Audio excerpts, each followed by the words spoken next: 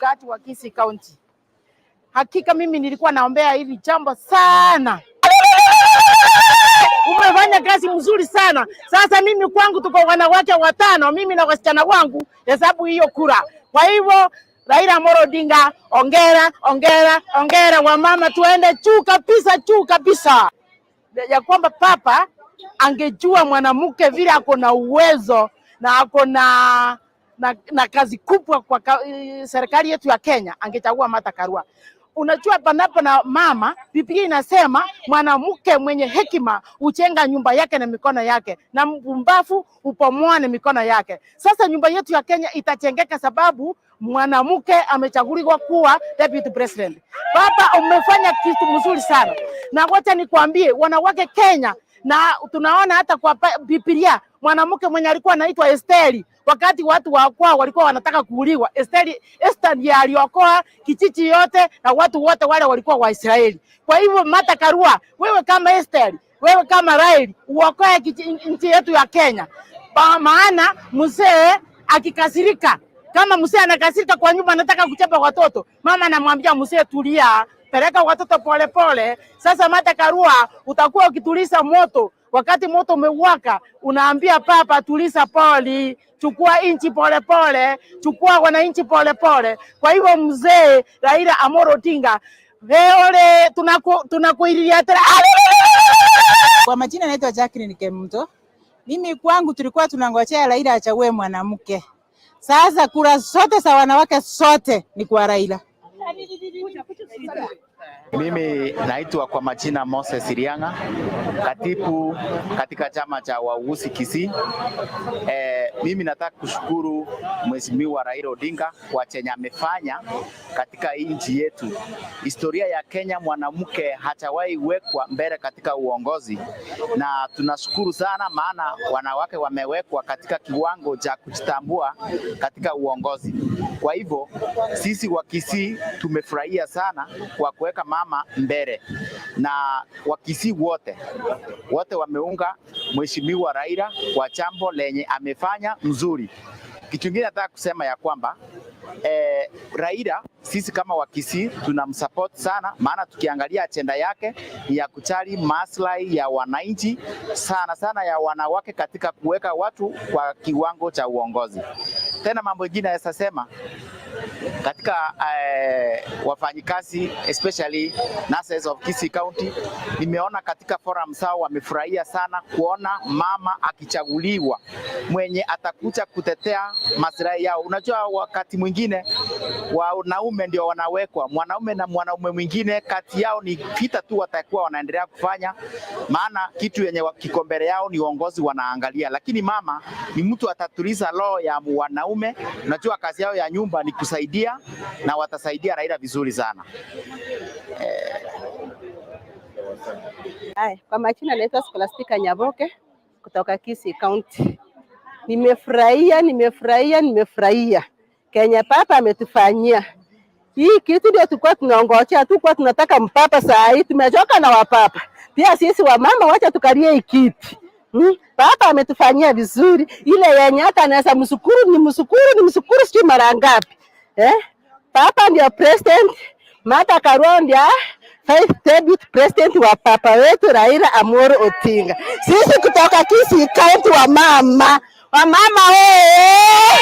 tumefurahia, hata tumebasi, hata tumechoka, hata hatuchoki saa hii, haturali. Kama ni kupiga kampeni tumeanza saa hii. Wamama Yes. Kwa majina naitwa Lilian. This is the day we've been waiting for. We've been reading Raila's lips just to say Martha Karua my running mate. Hiyo tosha. Sisi wamama tuko nyuma ya baba tosha. Martha tosha. Maureen, mimi ni mwanabiashara hapa Kisii. Nafurahia sana siku ya leo. Ni kitu imefanyika tangu hii nchi ipate democracy. Ni kitu imetendeka sana kwa hii history ya Kenya.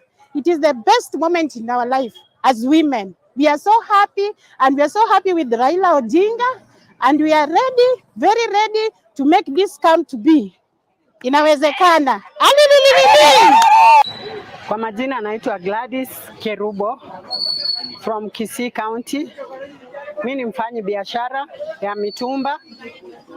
Sasa maoni yangu, ninafurahia kwa ajili ya Martha Karua kuchaguliwa kama naibu wa rais nchi yetu ya Kenya. Tumekuwa tukiongojea hiyo katika nchi yetu ya Kenya.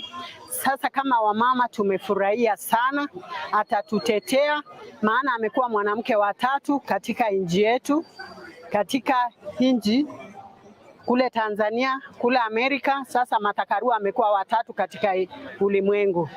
Tunashukuru na tunafurahia maana akiwa pale atatutetea kama wamama, atasikia maoni yetu tunapolia, atatusaidia. Tunashukuru. Ninasema ni asante kwa sababu Martha Karua kuchaguliwa. Asante, mbarikiwe. Labda swali lingine nakuuliza kuhusiana na Kalonzo Musyoka ambaye ameweza kujiondoa baada ya kusikia kwamba Martha Karua yeye ndiye amechaguliwa kama naibu wa rais. Ingependa tu achaguliwe yeye akuwe naibu wa rais. Yaani kulingana yeye hakuweza kukubaliana na maamuzi yake Raila Amolo Odinga kuchagua mwanamke.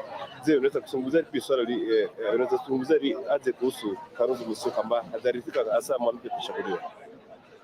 Kalonzo Musyoka nikimuongelelea yeye, wacha akubaliane na hayo maoni kwa sababu ni wakati wa Martha Karua imefika, na sisi wananchi wa Kenya kama wamama tumefurahia. Hata apinga haitawezekana, tayari ishawezekana, itakuwa hivyo. Yeye akae kando na akubaliane na hayo maoni. Swali la mwisho, je, unakubaliana kwamba kati ya GACHAGUA ambaye alichaguliwa kutoka siku ya jana kwenye Kenya Kwanza Coalition na Martha Karua amechaguliwa na Azimio, GACHAGUA na Karua wanatoka wote katika mlima wa Kenya, je, nani atazoa kura mingi zaidi ya kuliko mwingine? Obviously ni Martha Karua. Sababu ni ipi ambayo inaweza kuwa anazoa kura mingi? Sababu imetufurahisha kama Wakenya. Nina amani kwamba watu wengi watakubaliana na huyo mama, watakubaliana ni vizuri mama amechaguliwa. Sawa sawa. Asante. Kwa majina mimi naitwa Kelvin Obiri Onderi from Kisii County. Mimi kwa leo nashukuru kwa baba kutuambia msimamo wake. Ametuonyesha, ametuelekeza vizuri sana. Amechagua mwanamke pomba, if I can say, ni mwanamke pomba mwenye anaitwa Martha Karua, na it's an history. Martha Karua kwa hii tuseme kwa hii Kenya yetu inaenda kuwa ni Martha Karua mwanamke anaenda kuwa naibu wa rais kwa hii nchi yetu ya Kenya. Mimi just say kwa Raila alifanya vizuri and congratulations, keep it up, papa, we are behind you. Nyanza na sisi to grow kama wengine. I wish you all the best, papa. So kati ya GACHAGUA na Martha Karua, nani anaweza leta kura mingi katika, anaweza changia kura mingi katika hiyo coalition yake? If you just compare in between Martha Karua na huyo mwenye unasema, hata sitaki kusema hiyo jina inaweza nitoa meno. Martha Karua akona kula mingi. Martha Karua akona kula mingi, tukiona hao watu. Martha Karua ni wamama, na hao wamama wataunga mkono wako wengi, na wamama bado nao wanataka kujipatia ile nafasi nao waonekane mbele. Martha Karua ako sawa na akona kula mingi, na wamama wakiingia huko bado watafuata mama mke wenzao, atawaelekeza kwenda mbele. Ito just as Yosoro, kulingana na vile nimeona kwa siku ya leo, nimefurahi sana kuona baba akiabishwa kama, hata sijui nisema aje. Watu wengi wa Kisii saizi wamefurahia, yani hata sijui niseme namna gani. Mimi kwa maoni yangu nasema hivi, kama wakati baba alikuwa peke yake individual, alijiapisha, saizi venye naona, yani hata kulingana wengi wao venye wameona TV venye kumeenda, nimefurahi sana. Wamama wangu wamepiga makelele, niko na uhakika papa kiongoza akichukua uongozi atatusaidia hasa kasi vijana. 100%. Yeah. Swali lingine, je, wewe unakubali kwamba Kalonzo Musyoka amejiondoa na Kalonzo Musyoka tunaacha na yeye, azin yeye, I'm sorry kwa kuongea venye wanamuita watermelon, ni hiyo sasa ndio hata hana uhakika. Mtu hawezi jua kuna uhakika gani, ila tu vile amejiondoa tena hatumtaki. tunaendelea. Martha Karua venye ameapishwa, mimi si eti mimi peke yangu, dunia mzima watu sasa sijui wanasherehekea nini. Iko hivyo. Mimi kwa majina naitwa Douglas, natoka Kisii County. Katika uchaguzi hii nini imeendelea tangu jana, naonelea yale imekuwa na nguvu sana. Hii ni imekuwa historia kwa kuchagua mwanamke katika nchi yetu ya Kenya. Na katika uzito wa hii imefanya hata Mount Kenya Azimio inaweza ongoza kwa uchaguzi. So kati ya GACHAGUA na Martha Karua, ni nani kuna mpaka ya kuweza kuzoa kura mingi kutoka mtu wa Kenya? Kulingana na historia, Martha Karua ako juu kuliko GACHAGUA. Hata wengine wengi walimjua jana hiyo jina lake. Kwa majina naitwa Eric Palton Rioba. Mimi ni mwenyekiti wa uuzi katika Gatuzi wa Kisii. Pia ni mwambiani kiti cha County Assembly ya Nyatieku kupitia kwa chama cha PPOK. Ningesema ya kwamba tumepata historia ya kufanywa leo kwa sababu rais wetu mtarajiwa amefanya kazi mzuri kwa kumchagua Martha Karua, kwa sababu tunajua ya kwamba Martha Karua kuna historia ya kutetea nchi yetu. Pia amefanya kazi mzuri, pia kwa sababu yeye ni mwanamke, ukikombea na ile mlengo mwingine, tunaona ya kwamba atatusaidia sana kama watu wa Azimio kupata kura mingi sana katika wilaya, katika Mlima, kwa sababu tunajua ya kwamba Mlima iko na kura karibu milioni 5 kwa sasa. Kwa hivyo tunajua ya kwamba Martha Karua atacheza mchezo ya hali ya juu kulingana na ndugu yake GACHAGUA. Swala lingine kuhusu kama Kalonzo Musyoka amejiondoa na ameweza kutangaza naibu wake ambao tumsaidia kuweza kutafuta kura za urais. Kuonyesha kama amejisimamia mwenyewe. Labda ungeweza kuadvise Kalonzo abaki Azimio ama aende kivyake? Mimi naweza pea honyo kwa Kalonzo kwa sababu yeye ni mwana sheria ya kwamba walipoingia katika hii Azimio waliweka mkataba, na mkataba tunaona ya kwamba wakati wa kufunja huo mkataba iko imefika, lakini sisi tunamuomba ya kwamba habaki nasi katika Azimio ili tuweze kuchukua serikali hii. Lakini saa zingine akikuwa na uhuru wa kuondoka, sisi hatuna lingine, tunamwambia asanti, aende salama, lakini tunajua ya kwamba hakuna mahali anaenda, na kura za na Eastern zote bado ziko, kwa sababu tumeona mama kama mama yule Charity Ngiru na wengine wamebaki bado Azimio. Kwa hivyo tunaomba Kalonzo asiondoke, akae nasi, na tunajua kazi yake ni kwa sababu anafikiria ya kwamba tutaenda awamu ya pili kwa kura ili aende kupata nafasi ya kupata nguvu, lakini tunamwambia hii kura iendi awamu ya pili, ni awamu ya kwanza na tunamaliza hii game. Kwa hivyo tunamuomba asiende mbali. Ningeongelea mambo ya Kisii kidogo.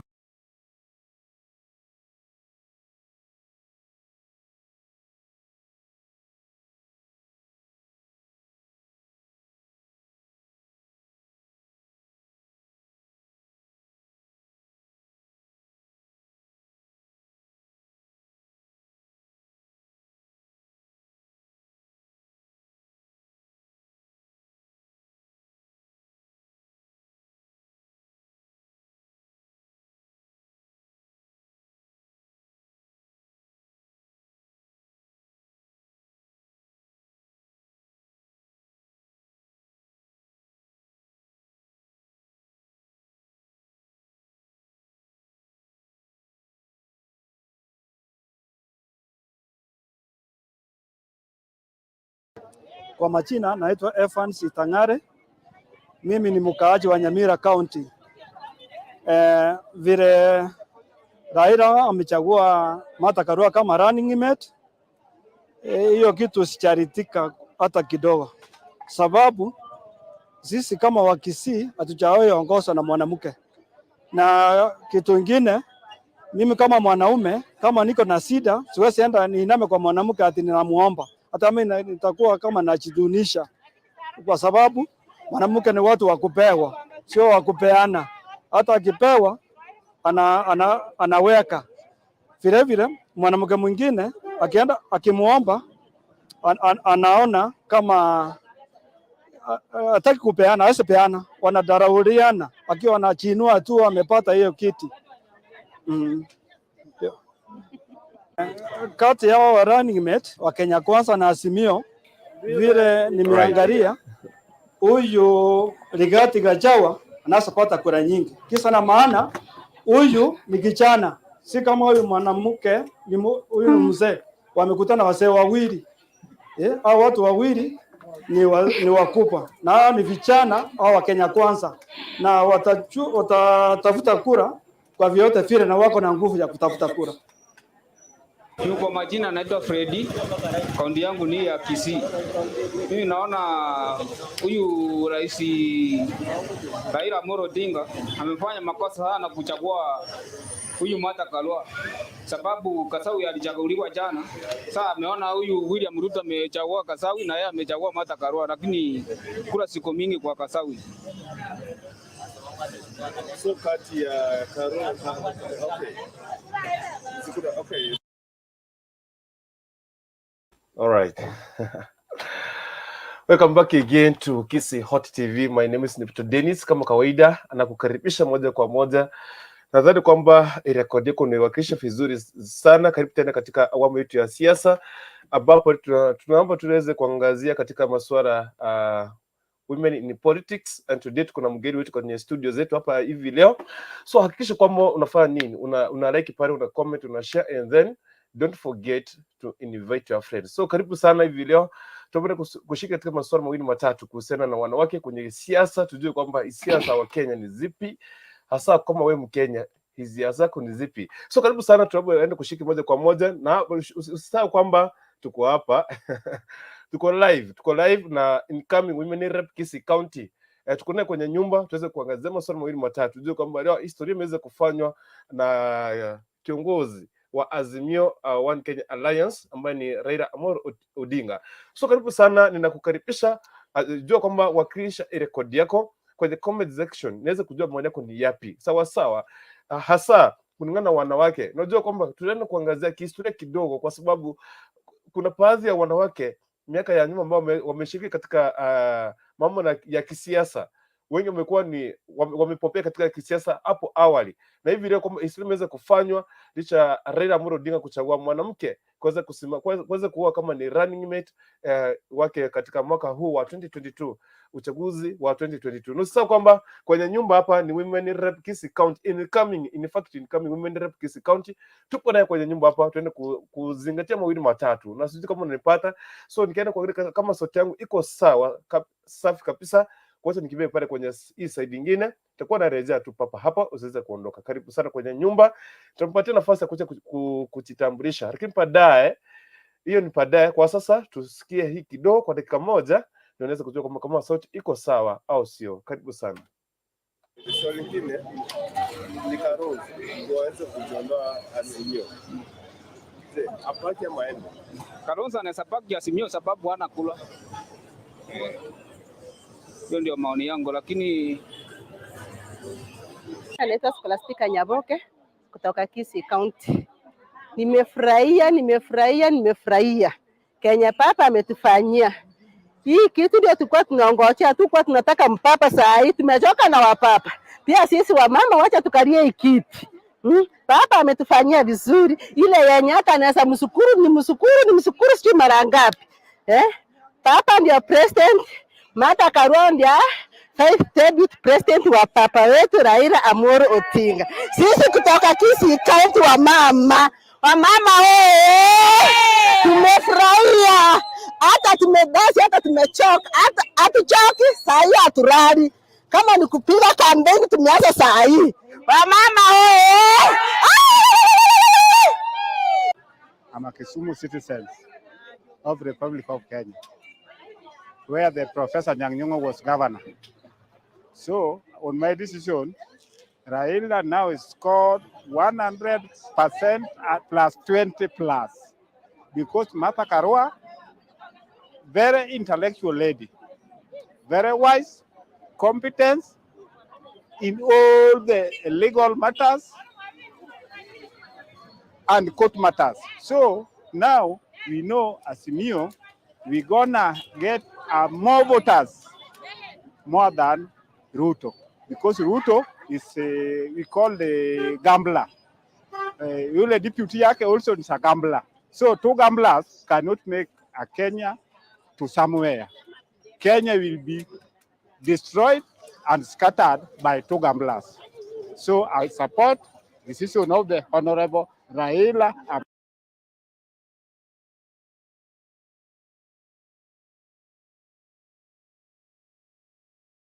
Yes, we are back again. So tumerudi, karibu sana. Naona kwa pale kwenye comment section, naona watu wengi zaidi ambao wanasema kwamba wanawakilisha katika area zao. Naona watu wengi kabisa washaingia kwenye nyumba. Reneki kusindume tukokwana, of course mimi na Kisii Hot TV. Kuna watu wengi ambao wanatutazama kutoka maeneo mbalimbali hasa hapa nchini Kenya. Ni maana tunatumia Kiswahili. Kwa nini Kiswahili yake tu Arabukani, lakini ende karibu sana kwa Kisii Hot TV. Tuko na mwana bila tatu igoro hapa swati kwa imya kisiasa. Na ndera turi amo no swati okuburia ubugumenere ku county ya Kisii.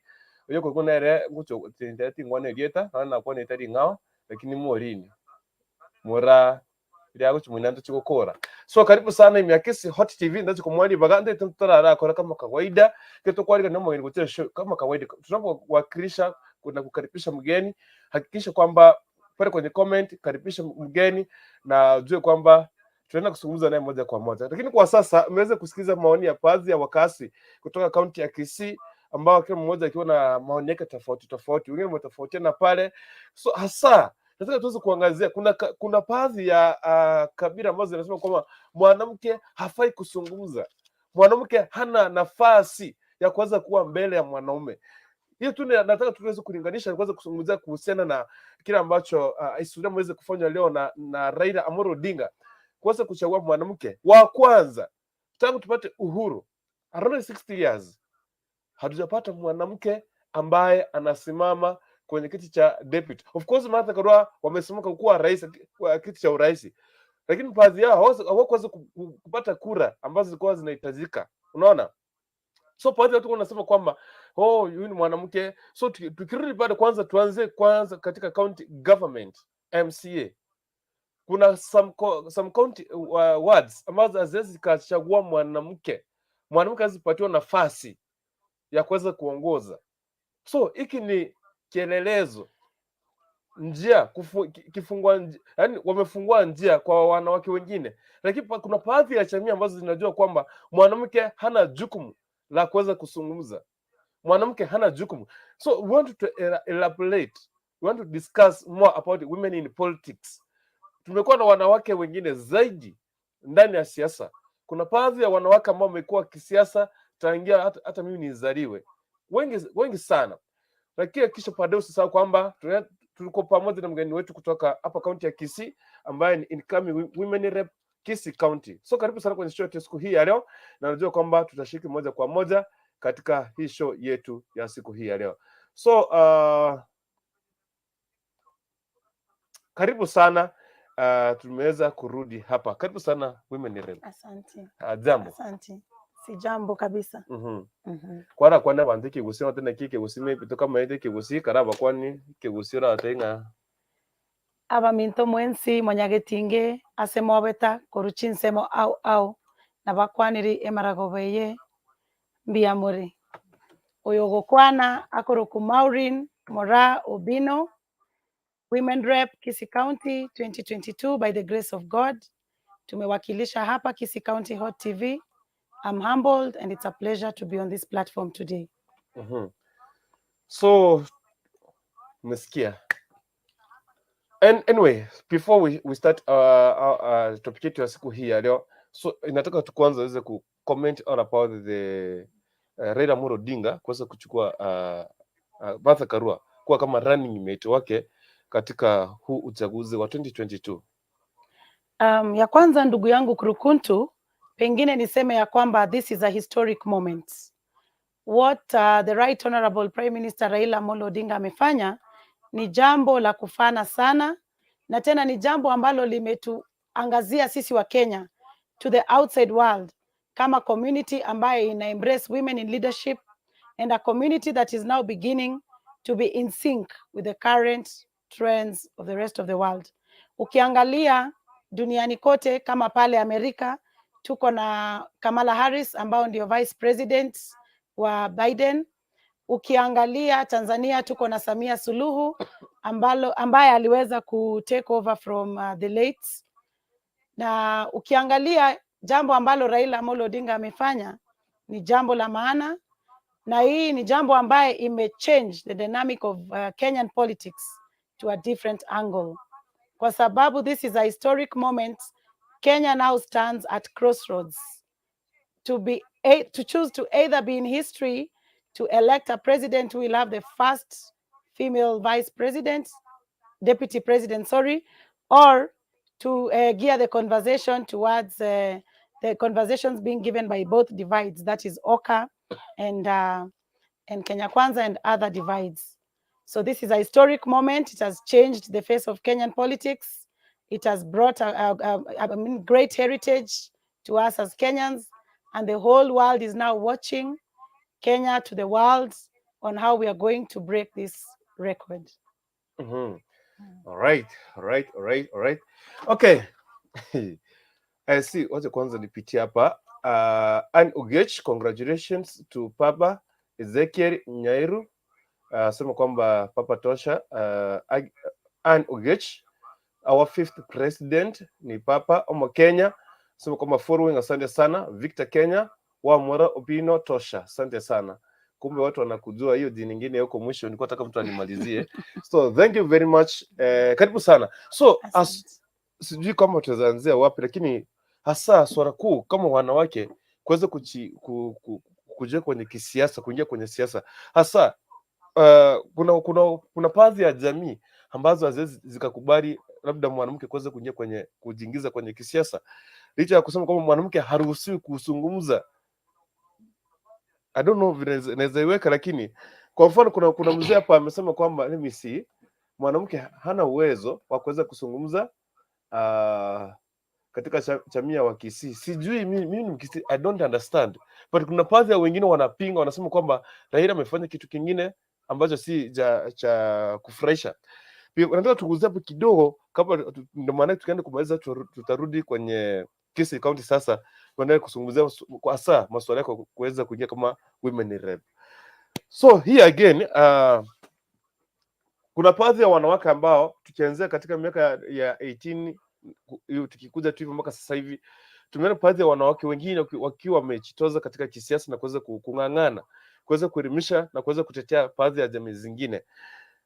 So kama mwanamke hasa kuingia kwenye siasa, hasa mwenye ameoleka na kuna familia, kuingia kwenye siasa inakuanga rahisi? Je, unakubaliwa kutoka pale nyumbani kama mzee na mume? Sasa mimi nataka kuingia katika uringo wa siasa. Je, inakuanga rahisi ama ni kitu inakuanga ngumu? Tutaweza kuangalia kwamba Martha Karua ameingia hapa, tuweze kujua kwamba hizi baadhi ya jamii ambazo zinakataa kwamba mwanamke hafai kuzungumza, tutaweza kujua kwamba pia tunawaelimisha na kuelimishana mawili matatu. Je, inakuanga rahisi mwanamke kujiingiza kwenye kisiasa? Asante ndugu yangu Kurukuntu. Ni kujibu nikisema ya kwamba first of all, a woman in politics is not easy, kwa sababu sisi kama kina mama tuko na jukumu ya kuhakikisha tumesawazisha familia, kazi, kulea watoto, jamii inatuangalia. Hapo na hapo tena lazima tujue boma imesimama, boma iko imara. Utoke pale tena uingie kwa mambo ya siasa. There is a lot that involves being a woman in politics. You have to balance as a leader. Remember, unaangaliwa kama kioo cha jamii. Kuna wale wengi ambao wanakutazamia uweze kuwasaidia wapate suluhu katika shida mbalimbali, na siasa yenyewe iko na viungo vingi ambavyo vinahusika pale ndani. Pale kwenye jamii kuna wengi wanasema hapana, mwanamke kukua kwa siasa ni makosa, mwanamke kukua kwa siasa huyu amepotea njia, mwanamke kukua kwa siasa huyu ajui anafanya nini. And I can tell you challenges ni nyingi, kwa sababu especially ukiangazia chauvinism ambaye bado iko katika nchi yetu na katika kaunti yetu ya Kisii County, unapata kuna wale wanaume ambao they cannot stand a woman in politics. So wanamalizia kwa kukukejeli ama kukuangalia kama mwanamke ambaye hafai kwenye jamii. Lakini niseme ya kwamba mwanamke yote ambaye anajitokeza na kujiingisha katika uwanja wa siasa na kupigania jamii yake, kwa sababu being a leader is all about fighting for the interest of your people. Huyu ni mwanamke ambaye anafaa aheshimiwe kweli kweli na aweze kupatiwa kipaupawa na kupata support ya kuweza kufika kwenye kile kiti, kwa sababu huyu ni mwanamke ambaye amefanya sacrifices nyingi sana, si rahisi. Na niseme ya kwamba kama huyo mzee ambaye amesikika akipeana maoni mabaya kuhusu Raila kumchagua Martha Karua, mimi kama MORAA niseme hayo ni maoni duni na si vyema kumkejeli mwanamke ama kumwangalia kwa ya kwamba hafai, ya kwamba yeye ni wakupewa na si wakupeana. Martha Karua is an iconic leader. Ni mwanamke ambaye ameset world records. Ni mwanamke ambaye aliandikwa kama magistrate akiwa miaka 24. Ni mwanamke ambaye aliingia parliament akiwa the youngest elected MP kwenda kuwakilisha Kisii constituency ambayo iko Central Province 22. Na ameserve katika hiyo position for 20 years. Amekuwa Minister for Justice and Constitutional Affairs. Amekuwa katika ile kamati ambayo ilihusika na kutengeneza katiba ya 2010. Huyu ni mwanamke ambaye amevunja rekodi mingi, na kusema ukweli Raila kumchagua, huyu ni mwanamke ambaye hiyo position inamfaa na si ya kwamba amepewa tu, earn on merit.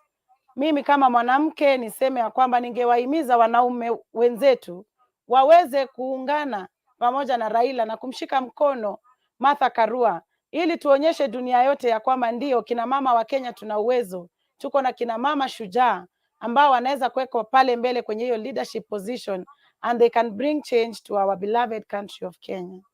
Right. Tukiwa tunaendelea hivyo Fredi nakuona pale, Fredi nakuona utatulia tu kidogo, utapata nafasi ya kuzungumza na kuona kwenye screen. Asante sana Fredi. Hasa tukiangalia katika masuala, tukiangalia katika Martha Karua, unajua ndiye ameweza Fredi, nataka unyamanze na utulie, utapata nafasi, sawa? Nilikuwa nimemwambia. Anyway, so tukiangalia katika masuala siku ya jana tumeona kwamba Gachagua ameweza kuchaguliwa kama running mate kutoka Mlima Kenya. Leo siku ya leo tumeweza kuona kwamba Raila Odinga pia ameweza kuchagua Martha Karua kutoka Mlima Kenya. So hasa tukiangalia katika kisiasa na tukiweka ile hali ya kuweza kuangalia ni nani anaweza zoa na ndani ya Mlima Kenya. So, je, nyinyi kama wanawake, labda sijajua nyinyi kama wanawake ama mwanamke ambaye anatoka Mlima Kenya, wakati tunapoangalia Martha Karua, of course ameingia kwenye ameanza kazi akiwa na 24 years. The same way Gachagua ameanza kazi akiwa na 27 years because for now akona 57 years working experience of 30 years. So meaning alianza kazi akiwa na 27 years. Mama amekuwa kama dio na all the way coming. So kulingana na maoni yako, nani anaweza wika kutoka Mlima Kenya, anaweza kuwa na nguvu zaidi ya mwingine, hasa kama yeye ni mwanamke? Kuna pande kuna hadharau wanasema kwamba mwanamke hana nguvu, hana uwezo, hana ushawishi ambao anaweza shawishi watu waweze kupiga kura kwa ajili ya mtu mwingine.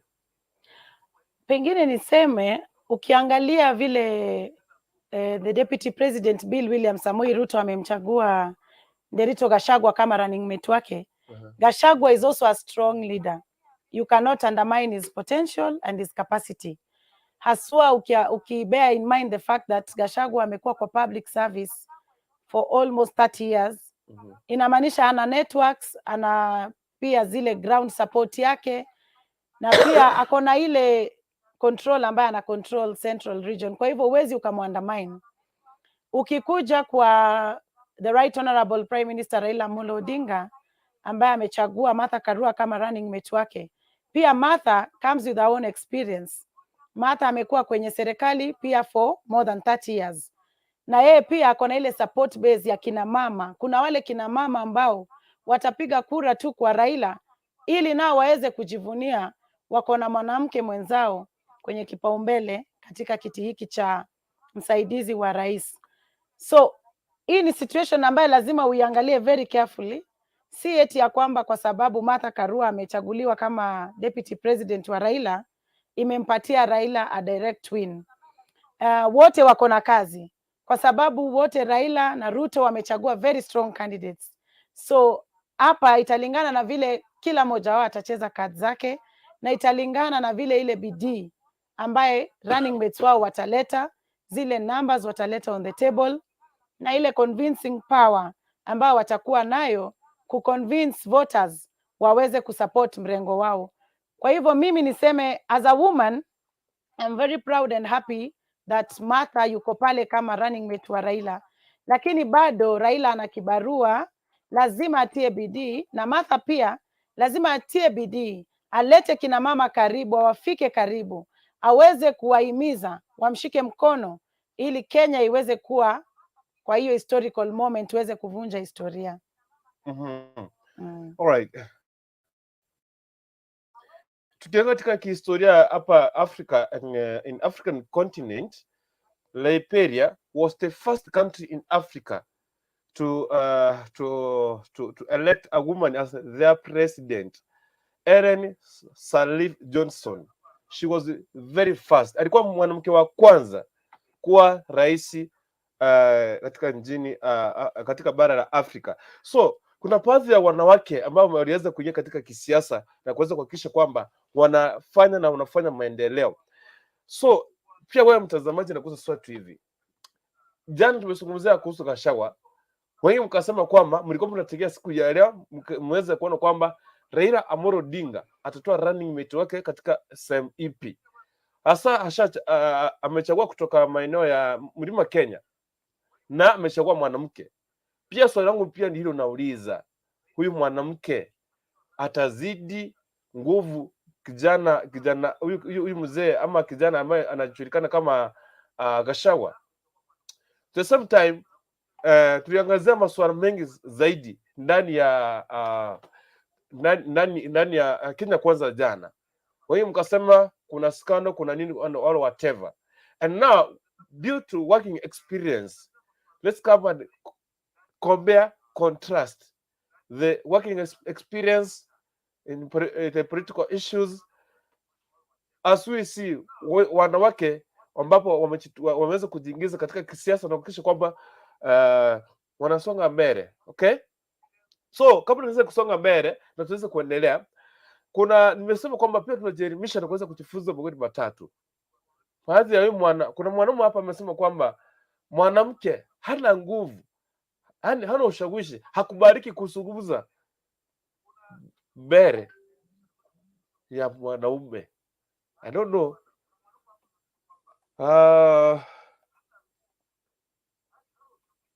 Anyway, masomo matatu. In the first 1 hour, almost 10 minutes zimepaki, tunaangazia siasa na wanawake, kisha baadaye tutashift tuingie ndani ya women rep Kisii County. Lakini kwa sasa nimewapatia link on the comment section. Please njoo tuzungumze mawili matatu tuweze kujua ushawishi wa mwanamke katika kisiasa, na tuweze kujifunza kwamba tuko katika sasa hivi tuko 21st century, tunaendelea kufunguka macho, and if tupatia wanawake nafasi ya kuweza kurithi nchi yetu, ama wanaume pekee kuweza kurithi, je, kutakuwa na tofauti?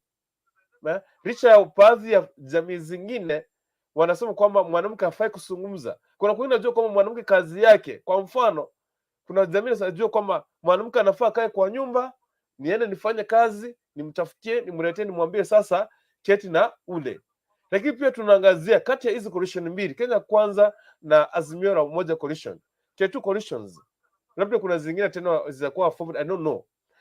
According to you, between GACHAGUA and Martha Karua, nani ako capable of working outside the Mount Kenya region alete kura za katika ile muungano fulani ama muungano wao? Nani anaweza sema kwamba mimi sasa ni GACHAGUA, nimetoka Mlima Kenya, nimeweza kutembea pale nje, nimeenda kule saidi ya Mombasa, na nimeweza kuhakikisha kwamba ninalete kura katika hiyo coalition fulani ile ambayo naiunga mkono. So want to see mwenye atakuwa na ushawishi. Je, I don't know, na swali nyingine nauliza, je, tumeona kwamba kuna baadhi wanawake wanasema kwamba wao ndio wengi hapa nchini Kenya. Mheshimiwa Maureen, I don't know kama wanasema kwamba wanawake ndio wengi hapa nchini Kenya kushinda wanaume. I don't know kama, je, Raila Amolo Odinga akiwa amejaribu zaidi ya mara 4-3 katika kutafuta kiti cha urais katika hapa nchini Kenya, and now amechagua mwanamke, je, hili kuchagua mwanamke linaweza shawishi wanawake wengine kuweza kumpigia kura, hasa wenye wako wanampenda? Pengine niseme hii strategy ambayo Azimio wametumia, aswa strategy ambaye Raila ametumia kwa kumchagua mwanamke, ni strategy moja ambaye ni mzuri kusema kweli, kwa sababu kuna uwezekano kina mama ndio wengi vile tunajua duniani kote. The ratio of men to women are more than the men. Actually ratio of men to women is 1:2. Ukiangalia hapa Kenya kina mama ndio wengi kwa population, and ikawa basi hawa kina mama kwa out of the total number of voters ambao ni kina mama, basi tupate 70% or 60% of the women voting unanimously for their fellow woman. Basi hiyo itamaanisha ya kwamba Martha Karua ataweza kuwa na ushawishi mkubwa kumshinda GACHAGUA kwa kutafuta kura nje ya Central Kenya. Tukienda kulingana na policies ambazo viongozi wote wawili wako nazo, wote wako na sera nzuri, wote wako na maono mazuri kwa nchi yetu ya Kenya. So ikiwa Wakenya watachagua kiongozi kulingana na policies ama zile sera ambazo the two presidential candidates wameofa, hapo basi kutakuwa na tashwishwi kidogo, kwa sababu kuna kina mama ambao pia wanaweza kuwa wamependezwa na sera za Kenya Kwanza, na utawaeleza ya kwamba wamchague Raila kwa sababu ni ako na running mate mwanamke. Lakini tukienda kulingana na kina mama kushawishiwa ya kwamba mwanamke mwenzao anahitaji akuwe pale juu, apewe kipaupawa ya kuwa deputy president, vile nimesema, we are at crossroads now as a country so that history can be broken.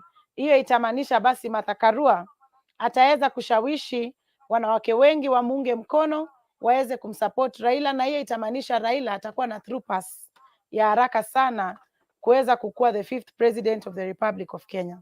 Lakini tusisahau ya kwamba pia William Samoei Ruto ako na network zake very strong, na ni kiongozi ambaye amesimama imara, bado ni kijana na ako na ile mbio ya kukimbia hapa na pale. So yeye pia ako na support yake from all the other regions. So hii ni situation ambaye bado itachukua muda kidogo, pengine huu mwezi, kuweza kuelewa vizuri vile mawimbi yanatanda. Kulingana na vile nimesikia maoni mengi kutoka kwa Wakenya, ni kwamba kina mama wamefurahia, kina mama wamejisikia ya kwamba pia na wao wamepatiwa nafasi ya kuweza kukua pale juu na kuweza kuwa na mwanamke mwenzao ambaye anawapigania. So hisia hizi zinaonyesha ya kwamba kina mama wengi wanaashiria wanaweka ishara ya kwamba watamwekea Raila Amolo Odinga kura kwa sababu ya jambo ambalo amefanya. So ndugu yangu Kurukuntu, hii ni jambo ambayo inafaa iangaliliwe very keenly. Yani tusiwe na haraka ya kukimbilia kumeka decision ya kwamba basi sasa huyu amechukua kwa sababu ya hii na hii, lakini tuweze kuangalia all angles. Lakini uzito unaegemea kwa kina mama kujivunia ya kwamba wako na mwanamke ambaye amevunja historia na ana uwezekano wa kukuwa the first deputy president of the Republic of Kenya. So kuna uzito, na ukiangalia vile Team Kenya Kwanza waliweza ku-unveil their deputy president jana, na uangalie vile leo Azimio ime-unveil their deputy president, ile mood ya jana na leo kuna tofauti.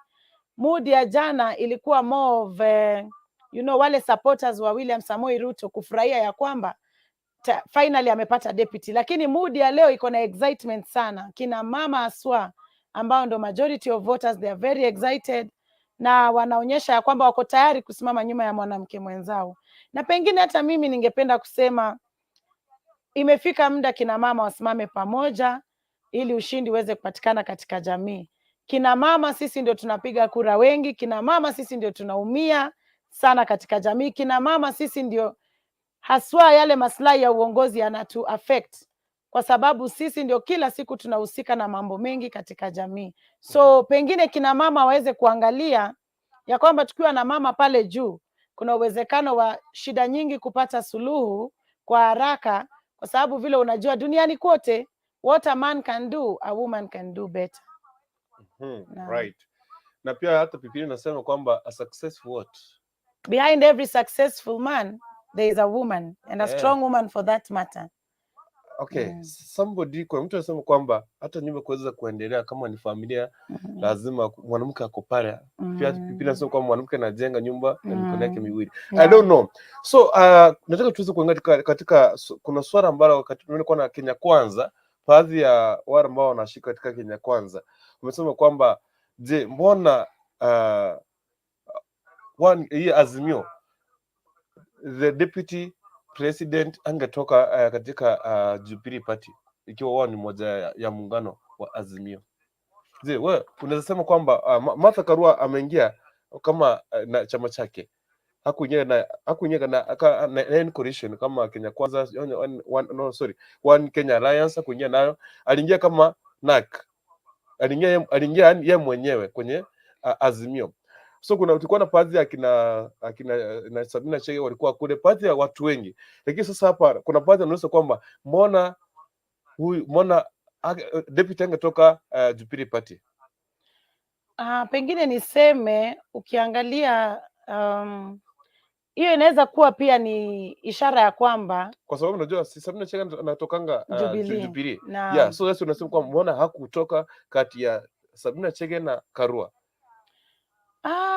Siwezi jua, lakini mimi kama MORAA niseme kulingana na maoni yangu, unaweza kuwa ukapata waliweka experience, wakaangalia mambo mengi ili waweze kuchagua deputy president. Kumchagua deputy president si jambo rahisi Kurukuntu.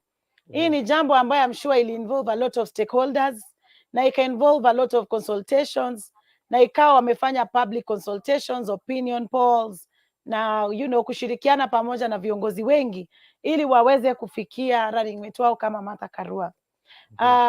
Jubilee Party leader ni rais ambaye ako karibu kustaafu, Uhuru Muigai Kenyatta. Yaweza kuwa na uwezekano ya kwamba yeye pia alitaka kuacha legacy ya kwamba is a leader who believes in consultation, is a leader who is not partisan, is a leader who believes in free and fair democracy. So ikawa ya kwamba yeye ameangalia Jubilee Party imekuwa uongozini miaka 10, wacha basi apeane nafasi kwa chama ingine ambao wako pamoja katika ile coalition ya Azimio. Na serikali ni kubwa Kurukuntu, kukiwa na uwezekano Azimio itaunda serikali, nafasi ni nyingi pale. Niko na uhakika hiyo Jubilee Party wale members wao, leaders wao pale pia wataweza kupata positions. Same applies to Kenya Kwanza pia, wakiweza kuunda serikali wako na vyama vingi ambavyo vimewaunga. Niko na uhakika ile national cake itagawanywa vilivyo na kila chama itaweza kupata kuwakilishwa katika ile serikali. So huu ni mwanzo tu, huu sio mwisho.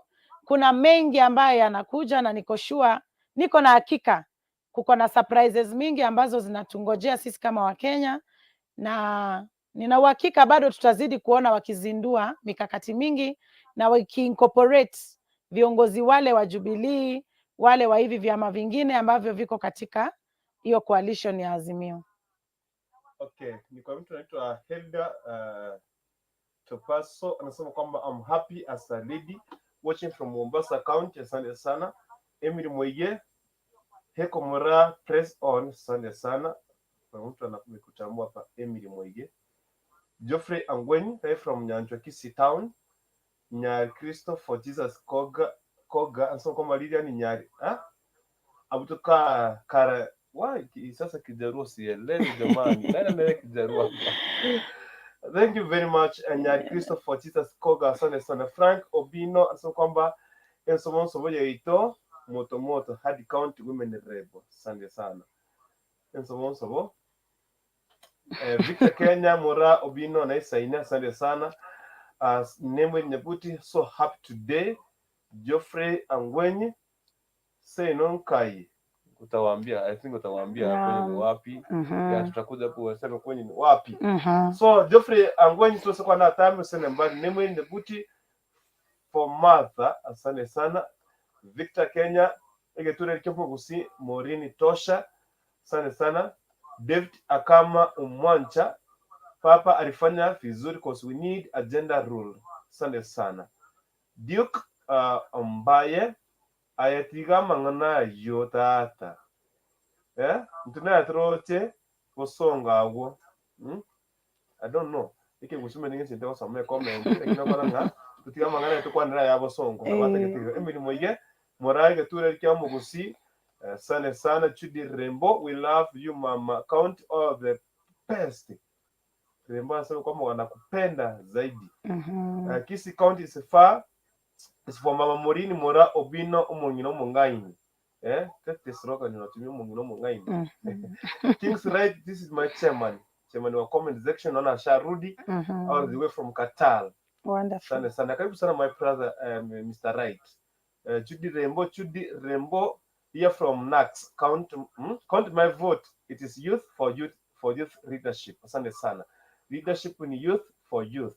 Asante sana Chudi Rembo. Na watu wakuze nyumbani wapige kura. Wakuze wapige kura, tuchague viongozi, tupate ile parapara nzuri, maji, ndio hivyo uongozi bora. Nikienda ushago, nasema niko na maji nyumbani. Every vote counts. Yeah, Victor Kenya, nasema kwamba Maureen MORAA Obino tunakupenda Kisii 100%. Asante sana. Chasinta Njogu niko ndani, Karua Atosha, women are best. Atosha, women are best. Asante sana.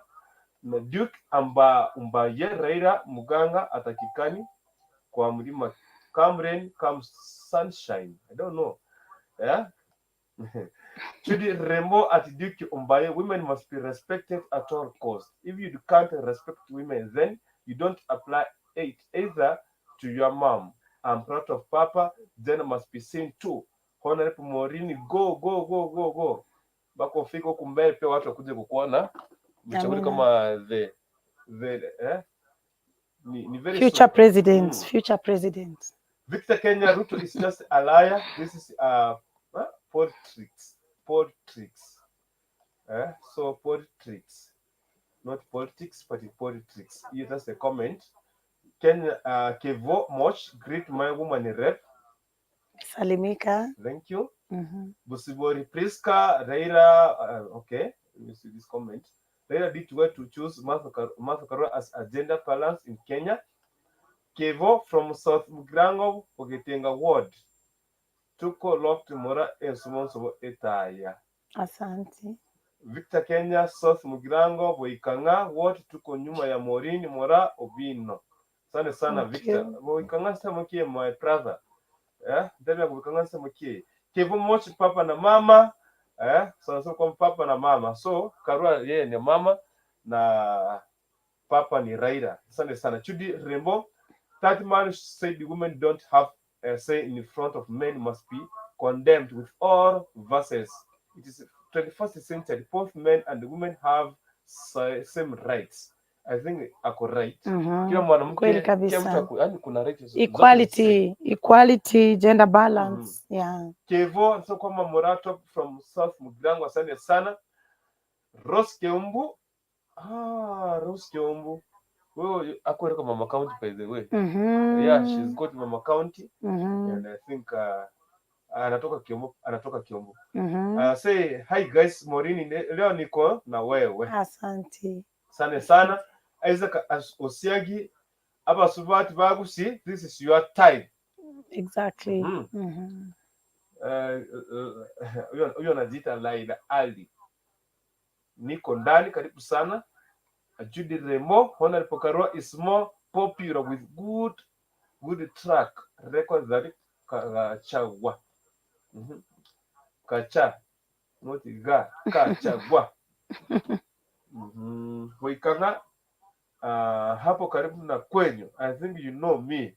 Ni Victor Obita. Oh, Victor Obita. That's my very great supporter. Very number one supporter. You know, this is my homsi. Oh, wonderful. Vile Same village. Same village. Kila kitu. So ni homsi. Nashukuru. Yeah. To support Maureen na saidne akuna ajeta poa. Yeah. Mochokoro. Give me time kidogo tu. Nakuja hapo. Maureen, hi, I will come later. Hello Baba, how are you? I'm here to you. Asante. Okay. So ngoja ningoja tukingoja watu wakikuja. So mniruhusu niko na homa ingawa nafungia tu kidogo, niko na homa kiasi, mnisamee kwa hiyo mniwe radhi. So according to this now tumesema kwamba wanawake watakuwa watafanya kwamba Raila aweze kuingia kwenye uongozi ikiwezekana. So hasa nataka tuweze kuangalia sasa kama mwanamke ni njia gani anafaa kujipanga ama njia gani anafaa kujitetea wakati mimi kwamba kimeumana ama hata kuingia kwenye ulingo wa siasa, anafaa kujipanga vipi, hasa anafaa kujitayarisha na nini niweze kuwa amepopea katika ulingo wa siasa. Pengine niseme as per my experience, kwanza kama mwanamke kama uko na familia, prepare your children psychologically, prepare your husband psychologically, kwa sababu unajua ni sacrifice. Ukiangalia kama mimi mara nyingi niko kwenye ground, watoto pia wanahitaji attention, mzee pia saa zingine anashangaa mama amekawia sana mashinani katika campaigns. So ni lazima kwanza uprepare your immediate family, waweze kuwa prepared psychologically, waweze kukusupport, wakupatie ile support system ili uweze kuvuka ukiwa na nguvu. Kutoka pale lazima ukae na jamii. Kaa na jamii yako, elders wako wakupee baraka, waweze kukutuma sasa uende kupigania jamii, kwa sababu ushindi unaanzia nyumbani. Ukitoka hapo sasa weka kina mama karibu. If you are a woman in politics, weka kina mama karibu. Ukishaweka wale kina mama karibu, uwashughulikie maslahi yao, uweze kukua na conversations that inspire greatness with your fellow women, muweze kunongonezana, uelewe challenges zao na uweze kuwapa maono yako vile utaweza kwenda kuwashughulikia. You will be shocked. Women are number one ambassadors. Kina mama watakusupport free of charge. Wajua kawaida in society women are very loyal. Even to leaders, women are very loyal. Kina mama wakikuown na wakuchukue as their projects, hakika ni kwamba kupita inakuwa rahisi. Kishafanya vile, of course unahitaji pia support ya wazee, support ya vijana. Kina mama wakisha kuown, for instance, ndugu yangu Krukuntu, kwa kila boma mama pengine ana familia ya watoto 6, watoto 4, kuna mzee, kuna relatives pale katika ile boma. Mama akiweza kushawishi boma yake yote ikusupport, be sure that kupata ushindi katika kiti chochote ambacho unawania si ngumu. So the most important element, ukisha convince your family, your friends to support you, and utoke hapo sasa, the next step ni kushikana na kina mama, kwa sababu kina mama wana ushawishi mkubwa. Kina mama wana uwezo wa kushawishi hata wazee wao ya kwamba this is the direction we should follow. Of course tunawaheshimu wazee kwa sababu wao pia ndio wako na kipaumbele katika jamii. Wao ndio kichwa, sisi ni uti, lakini kumbuka uti ikiwa sawa ndio kichwa itaweza kufanya kazi vizuri.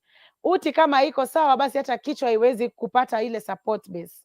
So the most important thing as a woman in politics is to befriend your fellow women, wakushike mkono, wakuown. Ukimaliza pale basi vuka sasa, shawishi wazee, shawishi vijana, na utapata kwamba safari ni rahisi. Alafu pia ya muhimu, usimsahau Mungu, kwa sababu wajua ushindi ni Mungu anapeana, uongozi ni Mungu anapeana. Kama mwanamke kwa siasa, omba sana, omba kabisa, na ukue disciplined. Women in politics lazima tuwe na discipline, kwa sababu challenges ambazo pia tuna face ni nyingi. Usiposimama imara, usipokuwa firm na usipokuwa disciplined, utapata unayumba yumba. Lakini ukisimama imara, uwe firm. Ukiangalia kama Martha Karua, she's an iron lady, she's a very firm leader. Nakumbuka nikiwa primary school nilikuwa na muadmire sana, she was my role model. Nilikuwa napenda kuwatch zile sessions za parliament. Martha Karua akidebate, ungeona nguvu, ana debate akijiamini, na ana debate na ushawishi mno, kwa sababu yuko firm, yuko principled. Na hiyo ilinifanya hata akawa role model wangu, huwa nimemwadmire tangu zamani. Na pia mimi ile kutafuta uongozi, niko na role models wangu, akiwemo ni mmoja wao, kwa sababu ya principles zake, kwa sababu ya vile anasimama firm, kwa sababu ya vile she's an iron lady. That is a leader ambaye anaweza kupropel any position ambayo ako nayo to a greater and more secured level. Right. Frederick Nyamoya ingena ya mambia hona Maureen Obino, she is bold, articulate and competent leader to lead Kisii County to the next level. Asante sana. There is nothing like let me see it here. Maokoro jambo. Nilikuwa nime-mute ndio nimefungua. Kashikilia hapo takuja kwako. Patrick Nyamoya, there's nothing like impossible only if you put your mind fully to it and work tirelessly with commitment and dedication, having God on the steering wheel. Victory is a certainty. Thank you very much, my brother Patrick Nyamoya. Maokoro, I see you karibu sana ndani ya nyumba. Thank you so much. Thank you very much. So, bado tunazungumzia masuala ya wanawake kwenye uringo wa siasa. Karibu sana kama wewe mtazamaji. Tuambie kwamba maoni yako kati ya Martha Karua kuchaguliwa kama deputy president wake Raila Amolo Odinga. Hasa hisia zako kama Mkenya. Unaona kwamba tunapozungumzia katika masuala ya wanawake na siasa, uringo wa siasa, je, wanawake wataenda kupata ushawishi mkubwa katika ulingo wa siasa hapa nchini Kenya? Kwa sababu kuna baadhi ya wale wanasema kwamba mwanamke hafai kuzungumza. Kuna baadhi ya jamii mpaka waleo hivi wanajua kwamba kazi ya mwanamke ni kuzaa watoto, kulea watoto, unajua tu hivyo. Na kuna wengine wanajua kwamba imagine mtu anazalisha mwanamke mtoto wenyewe watoto kama 5 kisha anatoroka na mwachia watoto. Mwanamke anangangana ana raise up au watoto anawalea vizuri mpaka anafika into a certain level. But ikifika wakati wa siasa tunawatenga, tunaweka nje, tunasema kwamba hawawezani, hawana ushawishi kuweza kuzungumza mbele ya wanaume. Karibu sana Maokoro, I see you. Na tuko hapa na mgeni wetu wa siku hii ya leo. Jambo. Okay, thank you so much. First of all, nimeshukuru sana kwa kunikaribisha kwa TV yetu ya Kisii TV. Na asante sana kwa kutuletea mgeni wetu Maureen Obino. Najua hanijui lakini mimi namjua vizuri sana. Kuna mahali tunakimbishana but anajua. So najua hajai niona but today huyu ndio Rosie Mama County. Maureen, welcome in our studio. Thank you. Nimekukaribisha sana and I am so happy today. Nitaongea na wewe hapa tu hapa. Asante. Okay, first of all, Kisii Hot TV tunawashukuru sana kuanzia mkubwa mpaka mdogo, kurukutu pamoja na anaitwa Kaka Sungura. Our CEO, we just thank yeye, kama si yeye atungekuwa hapa, kama si yeye Maureen angefika hapa. So lazima tumshukuru pia, Mungu amlinde mahali popote hapo. Tena nawashukuru sana watazamaji, mnaangalia pale nje wenye mko YouTube, Facebook. Karibu sana. Leo tuko hapa na mgeni wetu Maureen, atuambie yale ametuandalia pale chini kama sisi wa mama. Na nikiwa hapa kama yeye na yeye akue kama mimi, ndio leo nataka nimwambie, nimuulize ametuandalia nini. Sababu amejitokeza, amebeba mzigo wetu, yeye ndio mama na mama ndio nyumba. So Maureen, just welcome in our studio. Asante. Kabisa. Yeah. Okay, niendelee na wapi? Nianze maswali ama tuanze kujuana kwanza? Leo ni kama niko na raha, tuko na raha. Yani leo ninaongea na Maureen face to face. So wonderful. Yes, of course tunakuja interview few minutes, tunakuwa tunaingia kwake Maureen, historia yake na kwanza na safari yake ya kwanza kuingia katika ulingo wa kisiasa hapa kaunti ya Kisii. Lakini kwa kabla tufike katika hiyo sehemu, je, Raila Amolo Odinga ameweza kuchagua Martha Karua kama running mate. Hasa kama mwanamke, wewe unafeel aje? How do you feel? Do you accept Wow, let me say wow. Saizi tunaweza sema sisi kama wamama tusimame kama sisi, hata sisi pia tupewe chanzi ya kuongoza ili tubadilishe nchi yetu. Ashua wamama ndio wanatengeneza mahali, wamama ndio kila kitu. Tukisimama na huyu mama wetu, we can see, tuone ile matunda iko mbele. By the way, we are happy. Wamama tuko na furaha kubwa sana sababu tumeona change, na tunashukuru sana mkubwa wetu Raila amefanya kazi nzuri, pia ametukumbuka. Yani tumechiishi. Kama mimi nasikia kama ningekuwa Kenya sasa ningeenda kuimbia Maureen na just say yako Kisii County. So wamama tukue macho, na Raila amefanya kitu mzuri, na pia tunashukuru mama wetu asimame imara, ajue wamama tuko nyuma yake. Yeye ndio saa yetu, tunataka tuangazie. Martha Karua is a strong woman, na ni mtu ako na future, ni mtu tunatumainia maisha yetu ataweza badilisha nchi yetu. So we are so happy for that. Yeah.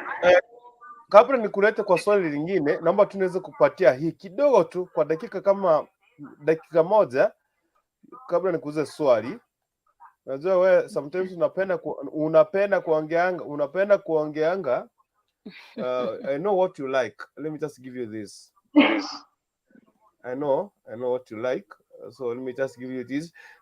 Kuna baadhi ya jamii ambazo bado hawajafungua macho. Wanasema kwamba mwanamke kazi yake ni kukaa. Hana uwezo wa kuweza kuzungumza mbele ya mwanaume. Na kuna baadhi, hadi kuna watu wengine wanasema, kuna hata baadhi ya kanisa ambazo zinasema kwamba mwanamke hafai kusimama mbele ya kanisa na azungumze. I know. The other day tulikuwa na mchada kama huo. Tupata kuna baadhi ya kanisa ambao inasema kwamba mwanamke hafai, hana nguvu, hana uwezo wa kuweza kuzungumza hata mbele ya kanisa. Nataka tuweze kuanza kuangalia hasa mwanamke kama amejitokeza na ako mbele ya mwanaume, anaweza fanya kitu zaidi ya mwanaume. Mbona sipatiwe kazi? Lakini hatu kuna mwanamume mmoja ambaye nipatana naye katika hapa mchini Kisii town, na akaanza kusema kwamba mwanamke kulingana na jamii ya Wakisii, mwanamke hafai kuongea. Ndio maana kusikia maoni yako, wacha tulikupatie hii kwanza ndio nisikie maoni yako ni yapi kulingana na huyo mwanaume. So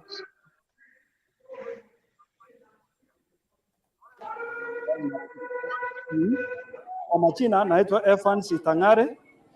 Mimi ni mkaaji wa Nyamira County. Vile Raila amechagua Martha Karua kama running mate, hiyo kitu karitika hata kidogo, sababu sisi kama Wakisii hatujawahi ongozwa na mwanamke. Na kitu kingine, mimi kama mwanaume, kama niko na shida, siwezi enda niiname kwa mwanamke ati ninamuomba. Hata mimi nitakuwa kama najidunisha, kwa sababu mwanamke ni watu wa kupewa, sio wa kupeana. Hata akipewa anaweka. Vile vile mwanamke mwingine akienda akimuomba anaona kama hataki kupeana, hawezi peana, wanadarauliana, akiwa anachinua tu amepata hiyo kiti. Kati ya wa running mate wa Kenya Kwanza na Azimio, vile nimeangalia, huyu Rigathi Gachagua anasapata kura nyingi. Kisa na maana huyu ni kijana, si kama huyu mwanamke, huyu ni mzee. Wamekutana wazee wawili. Hao watu wawili ni wakubwa, na hao ni vijana hao wa Kenya Kwanza, na watatafuta kura kwa vyote vile, na wako na nguvu ya kutafuta kura. Kwa majina naitwa Freddy, kaunti yangu ni ya Kisii. Mimi naona huyu rais Raila Unveils amefanya makosa sana kuchagua huyu Martha Karua, sababu Kasawi alichaguliwa jana. Sasa ameona huyu William Ruto amechagua Kasawi na yeye amechagua Martha Karua, lakini kura siku mingi kwa Kasawi. So kati ya Karua, okay, swali lingine ni Karua ndio aweze kujiondoa Azimio. Je, apaki ama aende?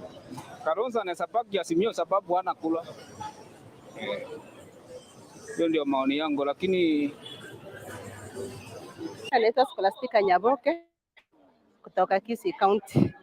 Nimefurahia Kenya papa ametufanyia.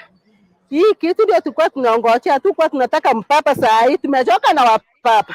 Pia sisi wamama wacha tukalie hii kiti. Papa ametufanyia vizuri. Ile yenye hata anaweza mshukuru sijui mara ngapi. Papa ndio president, Martha Karua ndio president wa papa wetu Raila Amolo Odinga. Sisi kutoka Kisii County wamama tumefurahia, hata tumebasi, hata tumechoka, hata hatuchoki saa hii, haturari. Kama ni kupiga kampeni tumeanza saa hii. Wamama I'm a Kisumu citizen of Republic of Kenya, where the Professor Nyang'nyong'o was governor. So, on my decision, Raila now is scored 100% plus 20 plus. Because Martha Karua, very intellectual lady, very wise, competent in all the legal matters and court matters. So now we know Azimio, we're gonna get more voters. Okay, I think sasa tushasikia. The first statement nilikuwa nataka kusikia mwanamume wa kwanza akisema kwamba mwanamke, yani ulisikia mwenyewe. So what is wewe maoni yako ni yapi kuhusiana na wale ambao jamii ama watu wanasema kwamba mwanamke hafai kuzungumza mbele ya mwanaume ama hana ushawishi wa kuweza kuongea, hana nguvu? Na sasa niseme hivi, kwa wakati umefika saa hizi, hakuna cha kusema ati mwanamke hawezi sema. Kazi ya mtu ndiye inampea kazi. Sababu gani? Hata mwanaume akipewa kazi, hiyo kazi pia yeye atafanya tu kama huyo mwanamke penye alikuwa ataenda kufanya. Ile kitu iko, mimi naweza sema huyu mwanaume anaongea hivyo ni vile tu ile wanasikianga ati mwanamke hawezi fanya kwa mwanaume, mwanaume hawezi fanya kwa mwanamke. Yes, kitu ya kwanza, wanaume tunawaheshimu, hawa ni wa mababa zetu, ndio vichwa zetu. But tukifika kwa kazi, pia sisi hiyo kazi yetu acha tufanye kama wao. Mwanamke hakuna mahali anazuia asifanye kazi.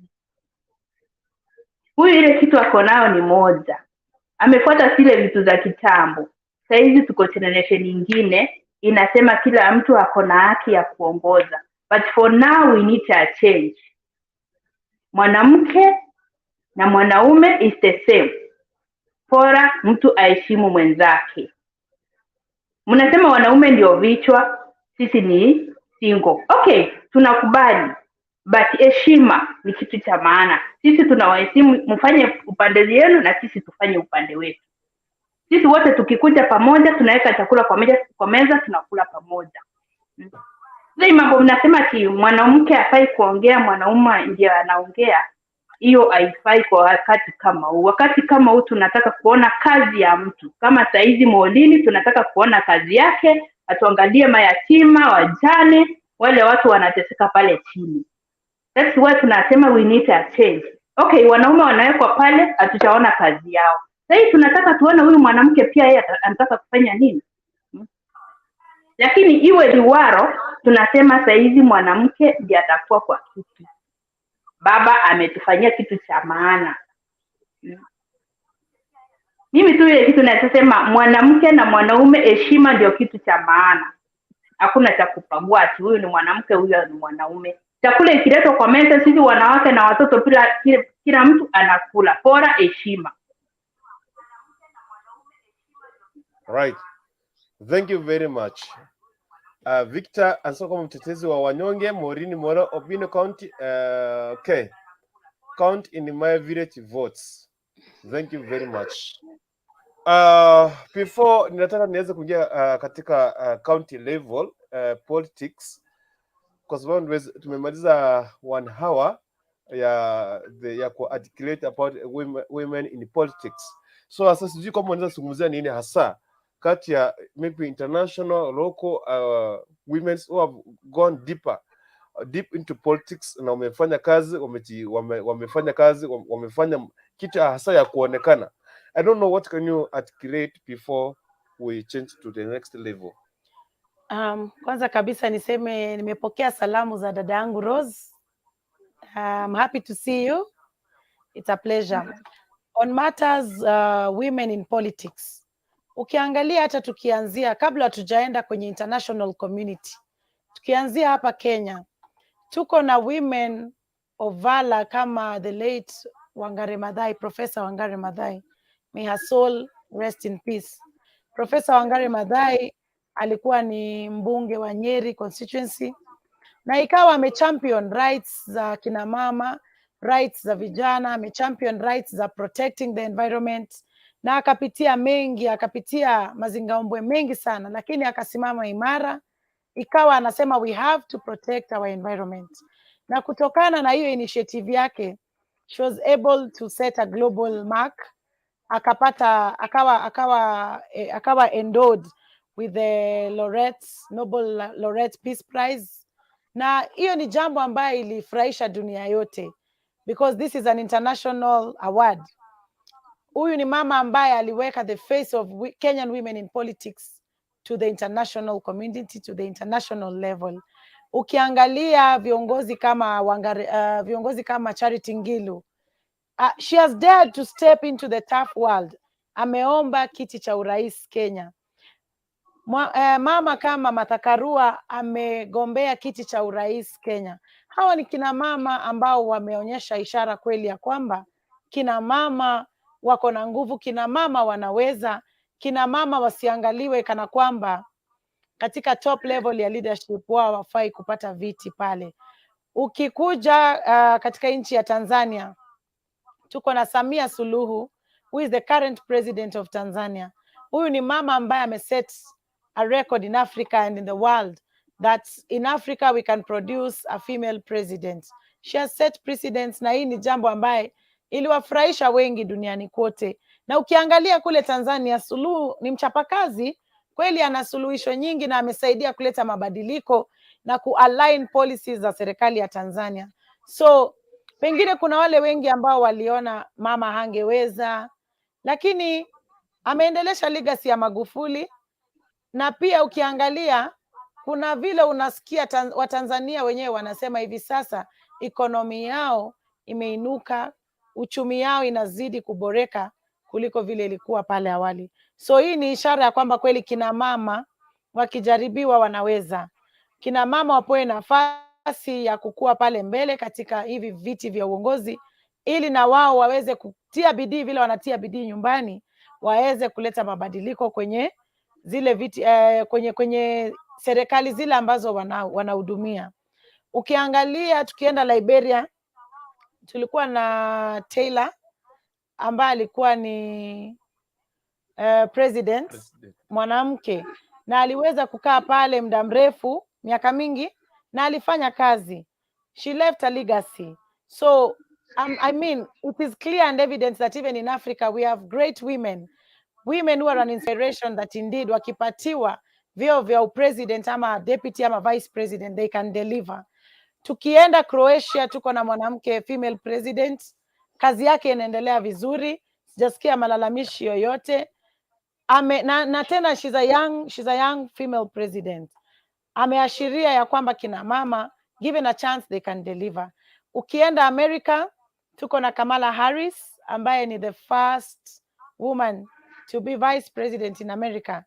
Ameset history, ameset precedents, na America pia ekonomi yao inainuka kwa sababu Kamala Harris anashirikiana pamoja na president wao Biden kuangalia ni namna gani wanaweza kutunza ile economy ya Amerika waweze kuleta mabadiliko. Kwa kweli kina mama Mungu aliumba kina mama in a special way.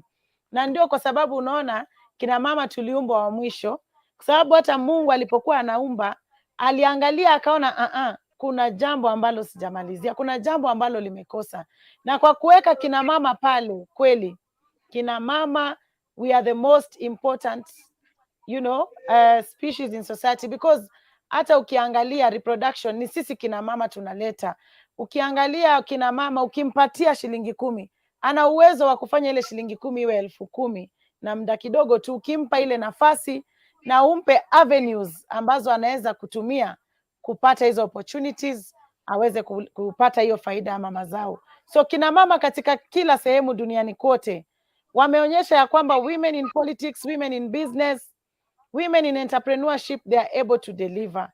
Na hii ni jambo ambayo inafaa tuiangalie, tuweze kuzidi encourage kina mama waweze take these top level positions, ili na wao waweze bring change, because I believe we have to be the change that we are seeking to bring.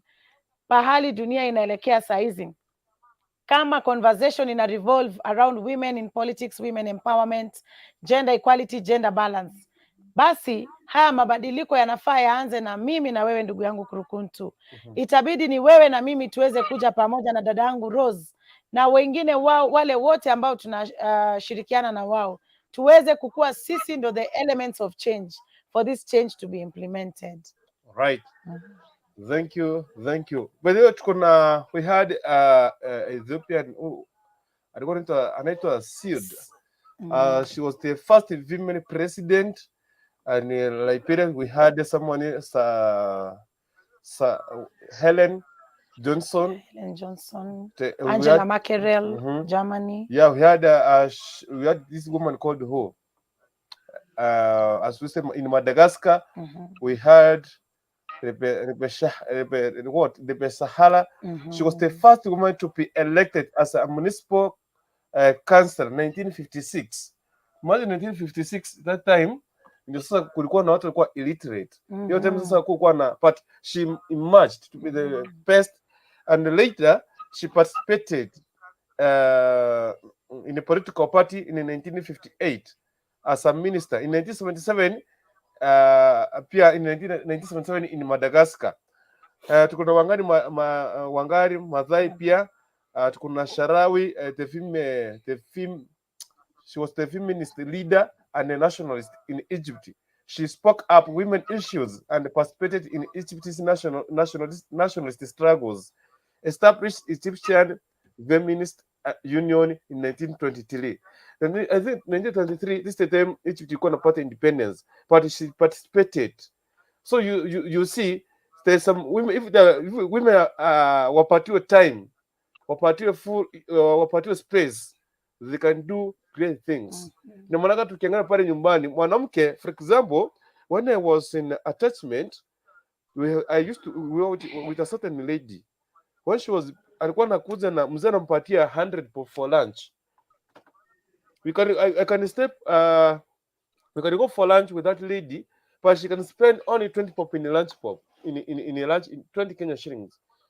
Lunch anakula 20 pop, 8 pop amesave. And now, mimi, niko pale mimi mwanaume, of course, mnasema kwamba wanaume ndio wanafaa kuongea. Mimi nimekula almost 200 lunch. Lakini mwanaume amekula 20 pop, amesave 8 pop. Do you see? So there is how wanawake, I don't know. So nilichukua mwezi mmoja kamuuliza, now why do you take 20 pop in lunch na uko na pesa? Kaniambia no. Mimi nimeoleka na niko na mzee, niko na mtoto. Now what I do, this 8 pop nina save in my account. Kuna siku itafika mzee hana pesa kulipa rent. So mimi nitatoa hii pesa nimpatie alipe rent. Akiuliza nimetoa wapi, namwambia ulikuwa unanipatia lunch, nilikuwa nakula 8 pop, ya 20 pop, sorry, nina save 8 pop. Ndio mimi hapa mwanaume mzima nimekula 200 pop. Now you see how wanawake vile wanafanya nini, wanapiga budget yao vizuri, wana calculate, wanajua kwamba how is about tomorrow. So if we give them time, tuwapatie space, na platform watafanya tu kazi na kazi itakuwa safi.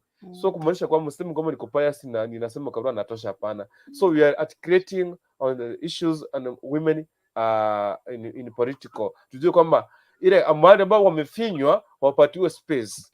So if you see even your daughter ameinuka anataka kufanya kitu, your wife mshike mkono, anataka kuingia kwenye siasa, usiambia So I saw the other day nilikuwa in a certain campaign and I had some men walikuwa na comment, mimi niache mwanamke wangu aende kupiga siasa campaign? Hapana.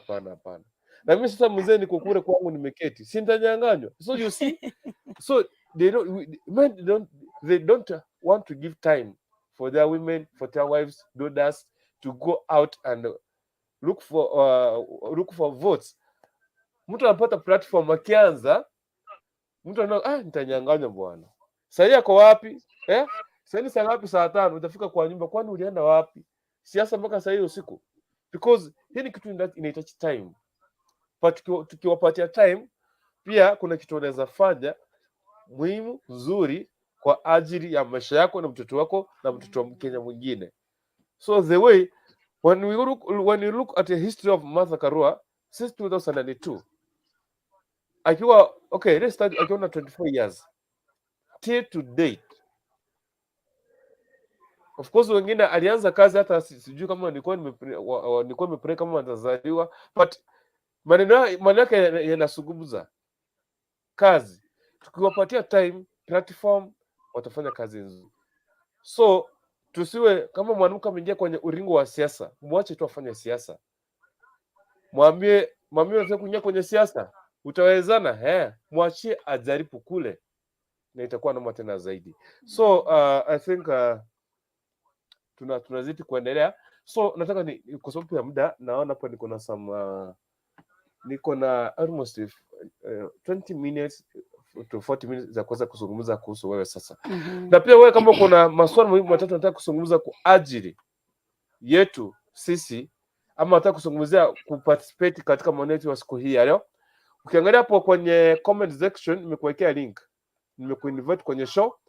Kuna link nimekuwekea hapo, unachukua hiyo link kwenye comment section, itakufikisha kwenye mchado, itakufikisha hapa ndani kwenye studio. Tutakuongeza ukuwe na moja koro okerevi.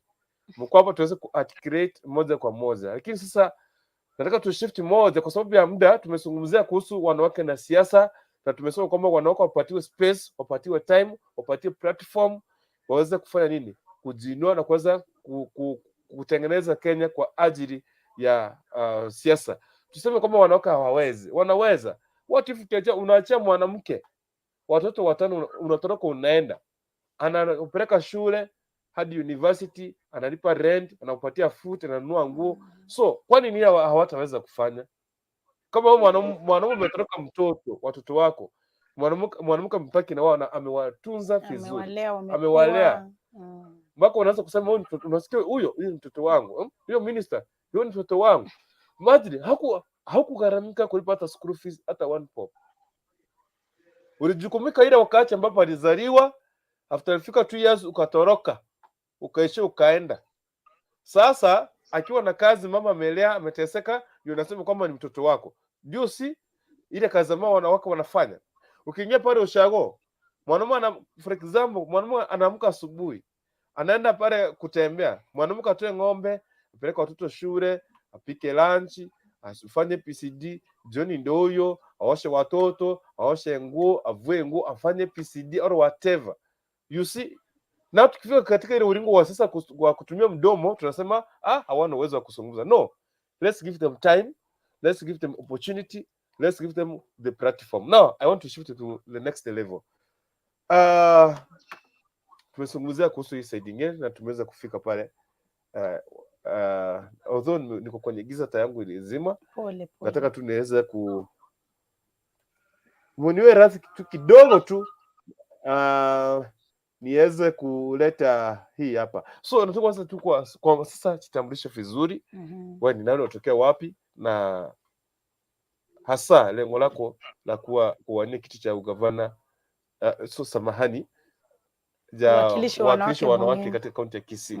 Hiyo ingine imekuja kwa sababu najua kama utafika hapo. Amina. So tuanzie hapo tukiweza kuendelea kusonga mbele kwa sababu ya muda. Karibu sana. Asante ndugu yangu Krukuntu. Kwa majina tena mimi ni Maureen MORAA Obino. MORAA ni mzaliwa wa constituency ambayo inaitwa Bobasi constituency pale Bobasi Chache Ward, Gesure Village. Na kwangu ni mahali panaitwa Kitutu Chache South, Kitutu Central Ward, Matoke Village. Familia ya Ubaigwa. Pale pamekuwa kwangu for the last 13 years. Namshukuru Mungu. MORAA ni mama wa watoto wengi, si mmoja si wawili, na besides wale watoto wangu ambao nimepata, Mungu amenijalia na wao, niko na watoto ambao pia nachunga, ambao ni orphans, ambao nawachunga kama watoto wangu. Kwa hivyo MORAA ni mama ya watoto wengi. MORAA is a lawyer by profession. MORAA is also a business lady. Mimi ni hustler. Pengine nikuambie Krukuntu, nilianza biashara nikiwa 19 years wakati nilikuwa college. Wajua niliweza kuoleka nikiwa msichana mdogo, so ikawa lazima nifikirie vile familia yangu itaweza kunawiri. Kwa mapenzi ya Mungu nikaweza kupata wisdom ya kuingia kwenye biashara hapa na pale, na tumeshirikiana na mzee, ndio familia imesimama imara. MORAA pia is very passionate about charity. Niko na organization ambayo inaitwa Kemi MORAA Foundation, na hii foundation yangu imekuwa pale for close to 10 years now. Nashirikiana pamoja na Goodwill Friends and Family kusaidia single mothers, widows. Tunawapatia training, wanaweza kupata skills on how to empower themselves and on how to be able to fend for their families and their loved ones.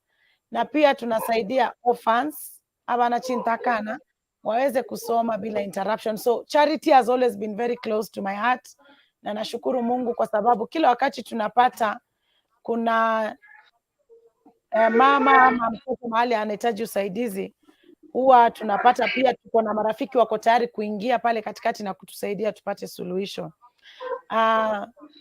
Siasa, MORAA aliingia siasa si juzi. I've always been very passionate about politics. Nilianza siasa nikiwa college pale University of Nairobi School of Law, ambapo nilikuwa student leader wa gender affairs. Nimekuwa very passionate about matters, women affairs and youth affairs, youth in politics from way back when I was in college. Tulikuwa siasa pale na kina ndugu yangu Babu Owino, nilikuwa chief campaigner wake tukiwa university. Tuko na ndugu yangu speaker wa Nandi County Kipto, I was also his chief campaigner in college. Tuko na ndugu yetu Nixon Korir ambaye alikuwa president wetu pia pale School of Law, I was his chief campaigner. So siasa imekuwa ndani yangu. Nimependa siasa tangu nikiwa university, na wakati nilimaliza university in the year 2012, ndugu yangu Krukuntu, niliweza kujihusisha na national politics by being a volunteer in the Jubilee Youth Wing. Tuliweza kushirikiana together with my like-minded youths, tukatengeneza youth wing ya Jubilee na tukaweza kusteer the candidature ya His Excellency Uhuru Muigai Kenyatta na his able deputy Bill William Samoei RUTO. Tukaweza kufanya kazi pale, tukapigana kweli, tukauza sera mpaka viongozi wetu wakaingia, na ikawa hiyo passion imeendelea. 2017 pia nikaungana pamoja na kina mama wenzangu, na hizi zote Krukuntu ni balance between family, you know, marriage, business, career na siasa. 2017 nakumbuka tukaungana pamoja na kuna dada yangu anaitwa Warda Ahmed kutoka Mombasa na dada zangu wengine kutoka eneo zote za Kenya, all the 8 provinces. Ikawa tumetengeneza kikundi cha kina mama ambaye ilikuwa inaitwa Warembo na Uhuru. Tukaweza kuongoza hii koka Kenya. Tuliweza kufanikiwa kuregister almost 1.5 million women in the whole country walikuwa members na walikuwa wana participate actively in politics. Hata hapa Kisii County, Nyanza region yote. Ikawa mimi nilikuwa pale kama Secretary General na nikahusisha na kuweka kina mama pamoja, kuweka mikakati, and by the grace of God tukaweza kuhakikisha serikali ya RUTO imekuwa re-elected, na nikapigania kina mama wenzangu wakaweza kupata nominations, especially slots za MCA from all the 47 counties. Tulishirikiana pamoja na chairlady wangu Warda Ahmed, na tukaweza kuhakikisha kina mama wamepata slots za nomination waweze kuwa rewarded for their loyalty and their hard work. So kutoka pale I developed a keen interest in politics, and ile passion ikaendelea kugrow from being a youth leader to now wanting to be, you know, a leader, to now take up the leadership mantle. Na polepole ikawa wakina mama tumeweza kushirikiana pamoja na wao after 2017 elections kupitia kwa ile foundation yangu. Ikawa wao kina mama ambao tulikuwa na wao kwenye siasa tunawasaidia waweze kujiunga na vikundi vya table banking, waweze kuenhance their skills za kibiashara, waweze kupata mafundisho. Na tuko na kina mama wengi huko na test Kisii County yote wameweza kufaidika na mikakati ya MORAA Ubino Foundation ambayo inaitwa Kemi MORAA Ubino Foundation. Kutoka pale ikawa kina mama wananihimiza wakiwa wananiambia, MORAA, wewe uko na uko na ile capability ya kukua kiongozi, mbona pia usiende ukatupigania? Na kwa sababu ndugu yangu Kurukuntu nimeweza kushirikiana na kina mama mashinani, nimeweza kuunderstand their challenges, their issues, and how best can we solve these challenges, because I've created a partnership with these women. Nikaona ni kweli vile kina mama wameni approach, wamenieleza na kuni request niweze kwenda kuwapigania, nikakubali huo mwito. Na pia niseme mwito huo ulitoka kutoka kwa Mungu, because mine has always been a leadership that has been guided and directed by God Almighty. So mwaka wa 2019 nika declare my bid. I first declared my bid to vie for women rep in Kionyo Masige East, ambao my paternal grandmother ametoka, amezaliwa.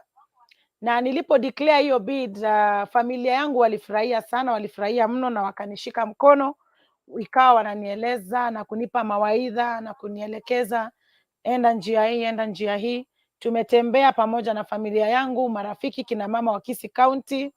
Imekuwa safari ambayo si rahisi Kurukuntu, lakini kwa sababu ya ile strong will, drive and the zeal to want to fight for my women, to want to create proper policies that will enable my women to be able to be financially stable, to want to create policies that will fight for the youth of Kisii County and help them get employment. Hiyo safari imekuwa ya kufana na imekuwa experience ambayo I've learned so much. I've been able to traverse 80% of Kisii County by the grace of God. Na kupitia hiyo safari yangu ya kutraverse Kisii County nikiomba my bosses ambao ni wapigaji kura wanishike mkono, I've learned so many challenges that my people are going through. Na wale bosses wangu ambao ni wapigaji kura wenyewe ndio tunakaa na wao, wanaweza kunipatia possible solutions of how best we can be able to bring change to our noble county of Kisii County. Na nikwambie pengine ndugu yangu Kurukuntu, Kisii County tuko na challenges za lack of employment for the youth, tuko na challenges za poverty, the gap between the rich and the poor is very big, and tuko na challenges za non-profitable farming. Ukulima unafanywa lakini hauna faida na kupeleka chakula jikoni. So tumeweza kukaa pamoja na kina mama, wazee, vijana, tumegenerate conversations that inspire greatness. Tumeweza kunongonezana, because yangu ningependa ikuwe ni uongozi ambao is a partnership, uongozi ambao wananchi ndio wananielekeza na mimi naenda nafanya consultation, we meet at crossroads. So tumeweza kupata a lot of suggestions, opinions on how best we can be able to tackle these challenges and how best we can be able to find solutions.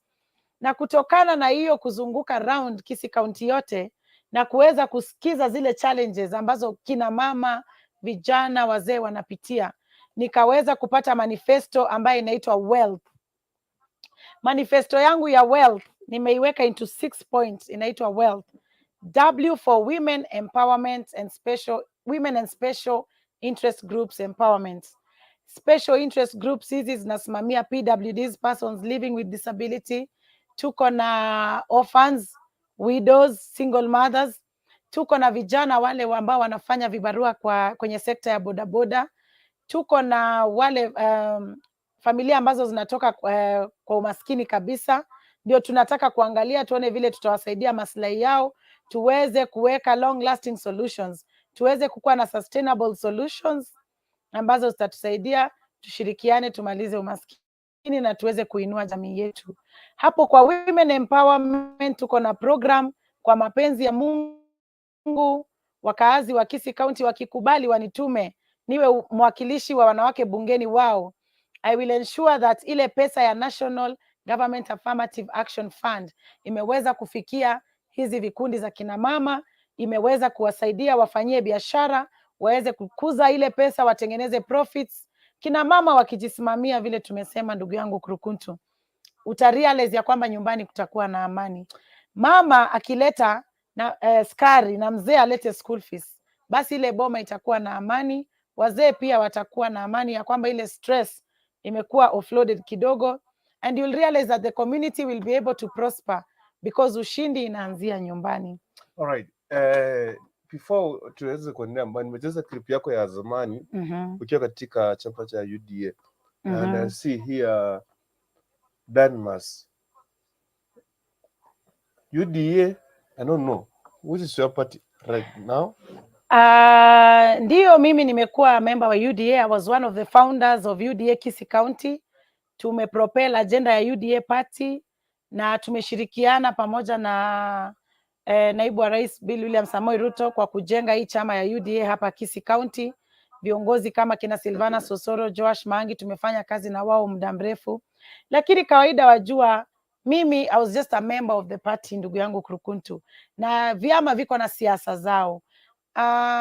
Pengine niseme ya kwamba wengi walikuwa disappointed walipoona MORAA hakupata ticket ya kuwania kiti cha women rep UDA, but niseme there were many factors that were involved. For instance, kuna viongozi ambao walihisi ya kwamba MORAA bado ni mdogo. Kuna wale viongozi ambao they don't advocate for youth leadership na waliweza kunipiga vita kweli kweli, lakini kama mimi naona badala ya kufocus na hii vita ambao viongozi wengine wananipiga, na kuna wale viongozi pia walihisi ya kwamba MORAA anaambia kina mama ukweli sana, so ikawa wanataka kunikanyagia niweze kurudi nyuma kidogo. Lakini mimi kama MORAA niliangalia nikaona hakuna haja nishindane na vita ambazo hazina value. Wacha ni focus, kwa sababu agenda yangu ni kuhakikisha nimepigania wazee, kina mama na vijana wa Kisii County. Na Krukuntu voters voters, my bosses na wale supporters wangu wakanihimiza nisife moyo, niende mpaka ballots, na I can tell you for free, tangu niende independent, I'm now an independent candidate. Alama yangu ni Yege tu Reri Kiomogusi, sauti ya mnyonge, sauti ya single mothers, widows and orphans and all the marginalized people in community. I can tell you that tangu niende independent, ndugu yangu Krukuntu, support imekuwa massive. Namshukuru Mungu kwa sababu yeye pia ana mipango yake, na niseme ya kwamba chama ya UDA imeshika mizizi. Mimi sitapiga chama vita. That's why hata walipokataa tusiende nominations, which was an unfair process, mimi nilijiondoa nikasema let me focus on the bigger picture, which is the end game ambao ni August 9th, kutafuta na kuomba wakaazi wa Kisii County wanishike mkono tupate ule ushindi, kwa sababu MORAA akipita itakuwa ni sisi sote kama jamii ya Kisii tumepata ushindi. Well, okay. Do you still support UDA? I am now an independent candidate, kwa hivyo siwezi kusema ya kwamba na support UDA. Of course you're independent, but ile kunende yako kusema kwamba you can also kusema kwamba of course niko independent but unajua maana ilikuwa you know, as an independent candidate sasa uko free kumingle with all divides. Na ukiangalia katika siasa za Kisii County, tuko na wale wana support Azimio, tuko na wale wana support Kenya Kwanza Alliance. Na supporters wangu actually wengi utashtuka kupata ya kwamba wako Azimio. Kwa hivyo siwezi nikasema ya kwamba saizi I'm taking sides. Mimi I'm focusing on my candidature as MORAA, so that I work on how best can I deliver victory for my people. Pale mbele mambo yanaweza yakawa vile atakuwa, lakini kwa saizi my main focus is to advocate for change and fight for my great and noble people of Kisii County. Anyway, kabla tuendelee zaidi, wacha tunileta hii yako. Nicheze tusikie kwamba before tukuje tujue kwamba the manifesto yenye angalau uko na watu wa Kisii County unataka kuwafanyia ukichauri kama women rep, na hasa ni nini ambacho unaangalia kizuri utafanya zaidi ya wengine. Kwanza ni tulete hii kwanza, tukiendelea tu kusonga mbele pamoja. Na kama uko na swali, link iko pale, utachukua link, wacha nikupatie hiyo link hapo chini. Tuko na dakika kidogo sana. Tumaliza the few minutes. Tulikuja hapa tusikia anasema nini hapa. Tutasikia tu speech yake and then ndio baadaye tukuje maswali ya kumalizia. Tusalimiane kwa hewa, tuone mikono ya haswa, mikono ya RUTO, mikono ya MORAA Bino, mama kaunti mtarajiwa. Asanteni sana.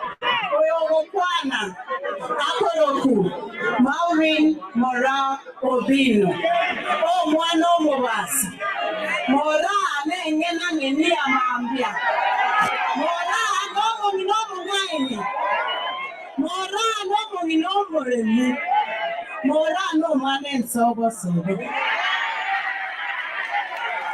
naende MORAA nomo ngine simba ala nginamoa ete nomo ngine simba korenda abana bae na inche mna MORAA na isokire noonda tayari kwa barwani na mnomo musi tayari komo maka debe tarehe 9 ninawaomba munishike mkono mimi kama MORAA mondo mengene marwanere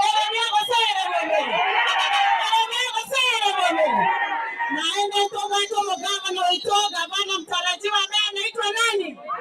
Baba nani? Asanteni sana na waomba mumshike mkono pia baba yetu Machogu aweze kwenda pale juu, aweze kutupigania, aweze kutuletea mazuri. Tuachane kile mnomo musi, tuachane kile mnoma mina ama nimenyanga kiliato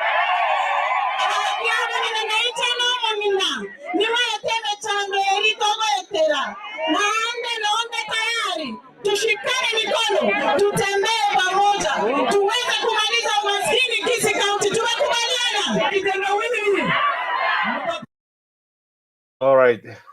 Huyo ni yeye, wacha tena ni kupea ingine niweze kutuambia kwamba hasa manifesto yako ni ipi, ama namwona kwaona kwamba uweze kuingia katika kiti cha women rep. Asante sana. Okay.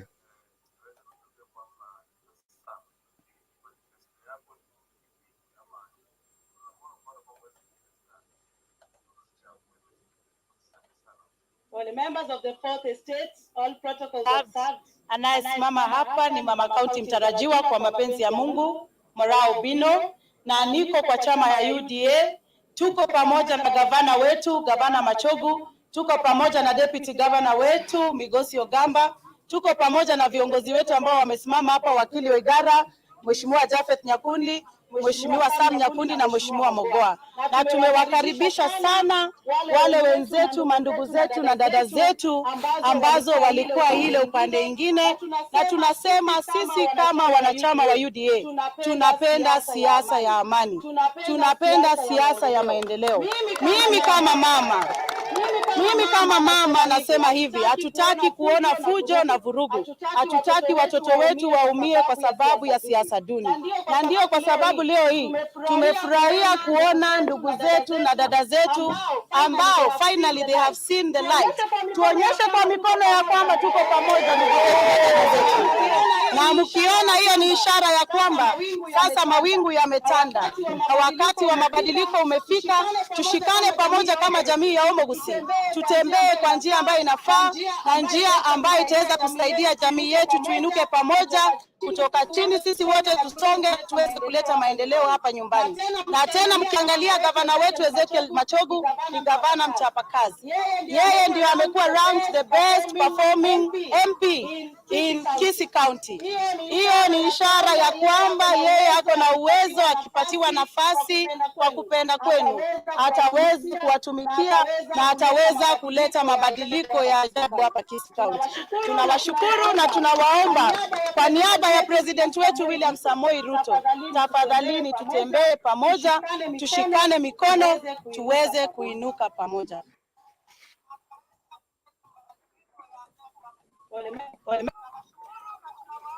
Okay, I think kwamba sasa tumesikia nilikuwa nazungumza ni speech zako. Kabla tumalize, unaweza tuambia sasa what manifesto yako ni ipi na hasa kwanza mbona huko amua kwamba waweze kuingia katika ulingo wa siasa na hasa kuanza katika kiti cha women rep, huko anda county, huko anda governor, huko anda member of parliament? Why mbona hasa mbona? Asante ndugu yangu Krukuntu. Kiti cha women rep vile nimekuambia ilikuwa ni kama mwito, kwa sababu kutokana na ile kufanya kazi na kina mama over the years kupitia kwa ile foundation yangu, ikawa nimeweza kuangalia zile challenges kina mama wanapitia, na ikawa kina mama wananihimiza niweze kuenda niwapiganie, na mimi mwenyewe pia nikajihisi ya kwamba kweli there is a gap, kwa sababu nimeweza kuona hizo challenges. Mimi mwenyewe nimewitness kina mama wetu wanasumbuka, na shida kubwa ambayo inasumbua kina mama vile nimeangazia hapo awali ni lack of economic empowerment, kwa sababu pahali kuna ukosefu wa riziki, shida nyingi zinaemanate kutoka pale. Basi ikawa nimeketi pamoja na wale kina mama na tumeweza kuangalia the best way we can be able to solve these challenges, si tu kupitia kwa hiyo kufanya charity ama foundation, lakini kupitia kwa kuimplement policies ambazo zinatiririka kutoka pale parliament, kutoka pale national government kukuja mpaka hapa kwa county level, constituency level and ward level, because with proper policies and proper governance, basi tunaweza kutatua matatizo mengi na tuweze kuhakikisha jamii yetu imenawiri. Hapo ndipo ambapo ule mwito wa kutaka kuomba kiti cha uwakilishi wa wanawake bungeni ulitokea, na ikawa nimepata nguvu na ikawa nimetiwa moyo na kina mama wenzangu na kwamba nijitokeze niweze kuwania hiki kiti. Wameangalia, wameona potential yangu na niende kuwapigania. Basi hiyo safari ilianza hivyo, na ikawa sasa imekuwa ni kama imeshika moto, yani imebobea, na mahali tumefikia sasa. Tumetembea ground ndugu yangu Krukuntu, tumechapa ground, campaign kweli kweli na timu yangu, timu MORAA, na nikuambia ya kwamba kweli from where I'm seated I can tell you all the challenges facing our women in all the 45 wards, and they are unique challenges. Kuna mahali kuna shida ya maji, ukienda kama pale Mborogo, Masimba, Nyaribari, Masaba, mahali wanaenda kuchota maji ni kilomita nyingi. Kina mama wanasumbuka, wanachoka kubeba maji vichwani mwao kutoka mtoni kufika nyumbani, wanachoka, muda wanapoteza muda mwingi wakienda kutafuta maji. Kuna sehemu ukienda kama pale kwenu South Mogirango, shida kubwa ya kina mama pengine ni school fees, na tuangalie kama ukiangalia mbunge wenu amejaribu kupeana bursaries, lakini wajua hizi bursaries bado hazitoshi, kwa sababu kina mama wanahitaji wakuwe empowered, waweze kukua empowered economically, so that na wao pia wanaweza kushirikiana na wazee wao kusimamia familia zao bila kungojea tu basari peke yake. Kuna sehemu ukiangalia ukienda kama pale Bobasi, kina mama wako na challenges za bei ya majani chai. Aba ngina bakonya gotore chai rioka, lakini mbariko nyora kende. Wanaumia mikono lakini faida hawapati. Kuna sehemu ambazo ukienda kina mama wako na unique different challenges. So I can tell you for free that kutokana na ile kuengage na kuinteract na ground, nimeweza kuelewa challenges za kina mama zaidi, hata za wazee na vijana wetu wa Kisii County, na tumeweza kuangalia how best can we be able to solve these challenges. Ndio kwa maana nilipokuwa nakwambia hapo awali, together with my team and my fellow stakeholders ambao ni my voters, wale ambao wamenipea maoni yao na challenges zao, tulitengeneza manifesto ambayo inaitwa wealth. Wealth ni mali kwa kizungu. Ile W inasimamia women and special interest groups empowerment. Nimeguzia tuko na orphans, persons living with disability, tuko na widows, single mothers, tuko na vijana wa bodaboda, tuko na watoto ambao wanatoka kwa zile familia za chini na kina mama. Tuko na fund ambayo inaitwa National Government Affirmative Action Fund. zile pesa ambazo zinakuja kwenye county every year 90 million zinafaa ziende kusaidia hizi groups waweze kupata zile checks, zile pesa kupitia kwa checks, waweze kujikimu kimaisha, waweze kufanya biashara, kujiweka kwa groups, wafanye table banking, waweze kufanya mabadilisho, waweze kufanya biashara ambayo wanaweza kupata profits as a group. Zile pesa, zile fedha, zile rasilimali ziweze kuwasaidia kuimprove their standards. Tukiingia kwa agenda ingine hiyo ya E, inaitwa education access for all. Kwa mapenzi ya Mungu, wakazi wa Kisii County wakikubali wanitume niende bunge kuwapigania, nitahakikisha kwamba katika ile kiti ya Mama County Education Fund tunaweza kushirikiana pamoja na members of parliament na MCAs ili tuweze kuidentify zile needy families, tuweze kuenhance ile kiti ya bursaries. Mjumbe akitoa bursary na sisi tujazie, watoto wetu wasome bila interruption. Tuko na watoto ambao they are very bright but they come from needy families. Hawawezi kukua in school constantly. Kila mara wanafukuzwa kutoka shule kwa sababu ya school fees. Tunataka kuangalia how best can we help these students wasome kupitia kwa ile kiti ya Mama County Education Fund, waweze kusaidika, wakae shuleni ili wapate grades nzuri, kwa sababu wajua Kurukuntu, mtoto akitolewa shule hapa na pale kwa sababu ya school fees ina affect the overall performance. How best can we improve the performance of these students who are needy but very bright, wasome bila interruption. Tuko na wasichana wetu ambao wanapitia challenges every month. How best can we solve these challenges? Tuweze kuwasaidia wapate zile kits za waweze kukaa comfortable whenever they have their monthly issues, so that pia na wao wasome comfortably. Agenda yangu ingine ni hapo ambaye ni A kwa hiyo wealth, agribusiness and entrepreneurship. Ukiangalia vizuri ndugu yangu Kurukuntu, hapa Kisii County Mungu ametubariki. Tuko na fertile soils, tuko na rain, hii ni ya out, tuko na very good climate for farming, lakini ukulima ambao tunafanya hauna faida.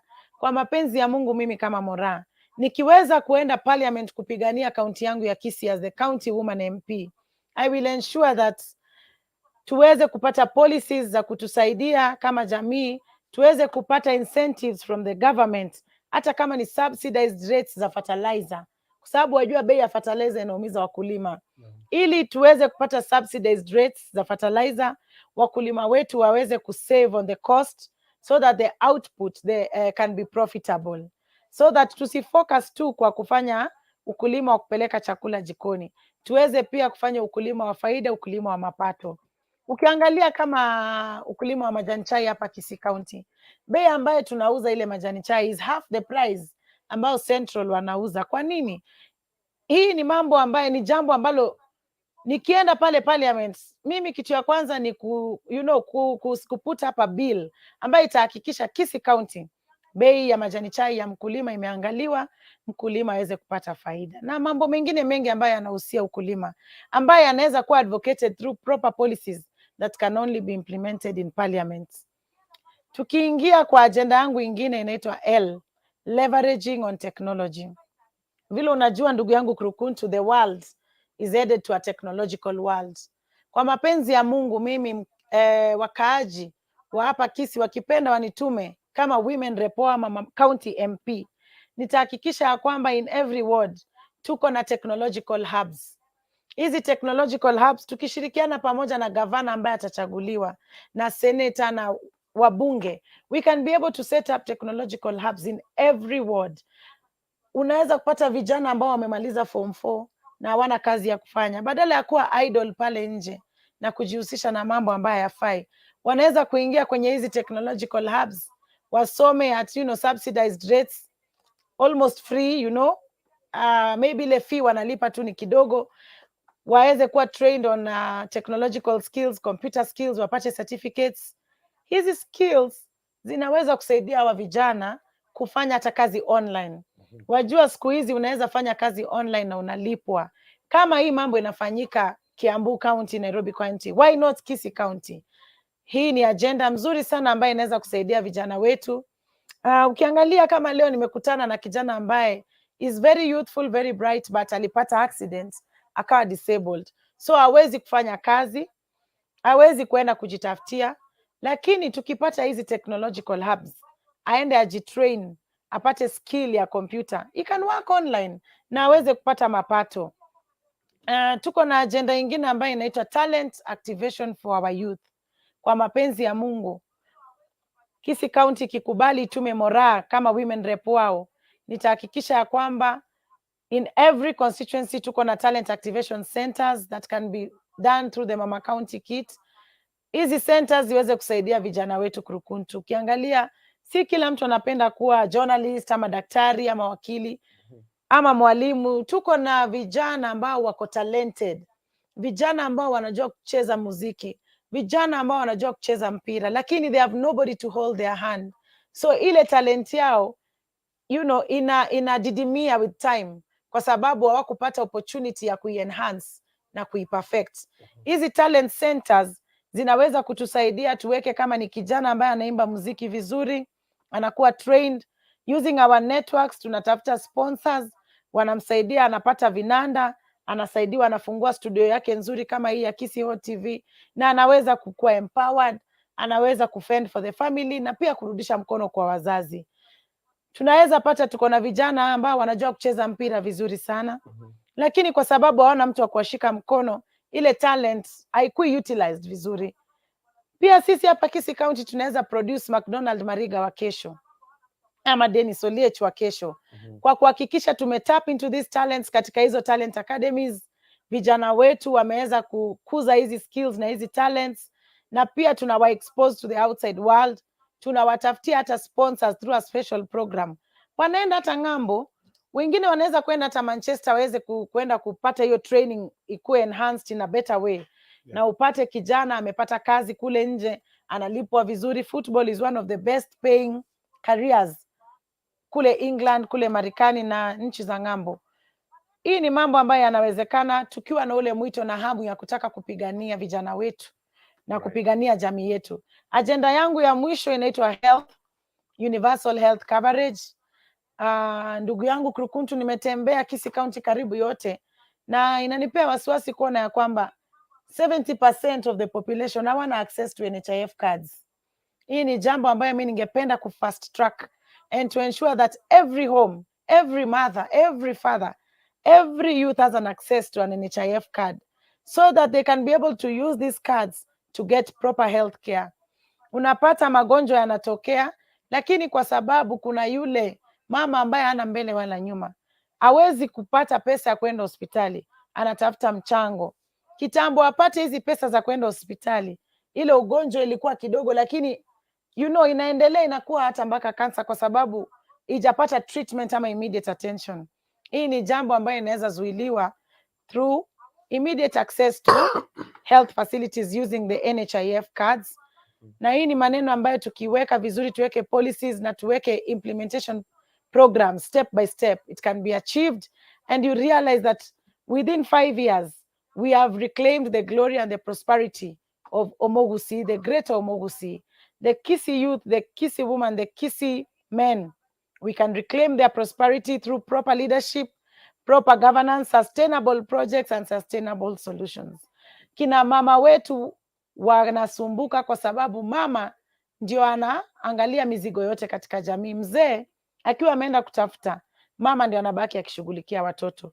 Tukiweza kuangalia ni namna gani tutaweka policies ambazo zitasaidia vijana, zisaidie kina mama na wazee, basi utapata kina mama wetu ile mzigo inakuwa offloaded, na wako na opportunity ya kugrow, opportunity ya kuexpound on their talents, opportunity ya kufanya biashara, na sisi tuinuke. Kiangalia wamama wa kutoka Central wameendelea kwa sababu ya coming together and making good use of these funds kama ngaf. Ukiangalia kina mama kutoka Rift Valley pia wameendelea. Why not us? Inawezekana hata sisi kina mama wa Kisii County wang'are. Ukiangalia ile nickname ambao voters wangu wananipea Nsobosobo. Unajua Nsobosobo ni tunda ambayo inapatikana kila mahali, na utamu wake unasaidia hata kupunguza pressure, kupunguza ugonjwa wa sukari. Basi ndio huyo mimi MORAA Nsobosobo. I'm seeking to be a solution, to be an element of change, to be an avenue of change and an instrument of change to my great people of Kisii County. Nimekusikiza vizuri. I don't know maoni ya wakazi wa Kisii County. Kuna baadhi ya wale ambao kwenye screen hapa, nataka kusikia wao wanaweza kuwa na swali lipi, mwanza kuzungumza nini. Hasa nimeweza kujua kwamba umejibu kila kitu ambacho hata ningekuja kukuuliza baadaye ushajibu. Na hongera sana. Asante. Mochokoro nakuona pale omwana bonchi long time since the last year nilikuona, leo nimekuona. Thank you, karibu sana. Let me start with Mochokoro Kerevi. Mochokoro Kerevi, before neno mwana bonchiri, uko na kitu ya kuweza kuuliza swali, labda kitu chochote kile kabla ya kuweza kusonga kwake mwana bonchiri? Okay, thank you so much. Kwa sababu hata mimi nimeona mwana bonchiri long time. Wacha kwanza aongee, sababu hata mimi nimemiss hiyo sauti yake. Wacha kwanza tusalimie. Labda kuna hamu ya kuongea mwana bonchiri, welcome. Tunakupenda. Nimekupatia nafasi. Karibu sana mwana bonchiri, nafasi ni yako.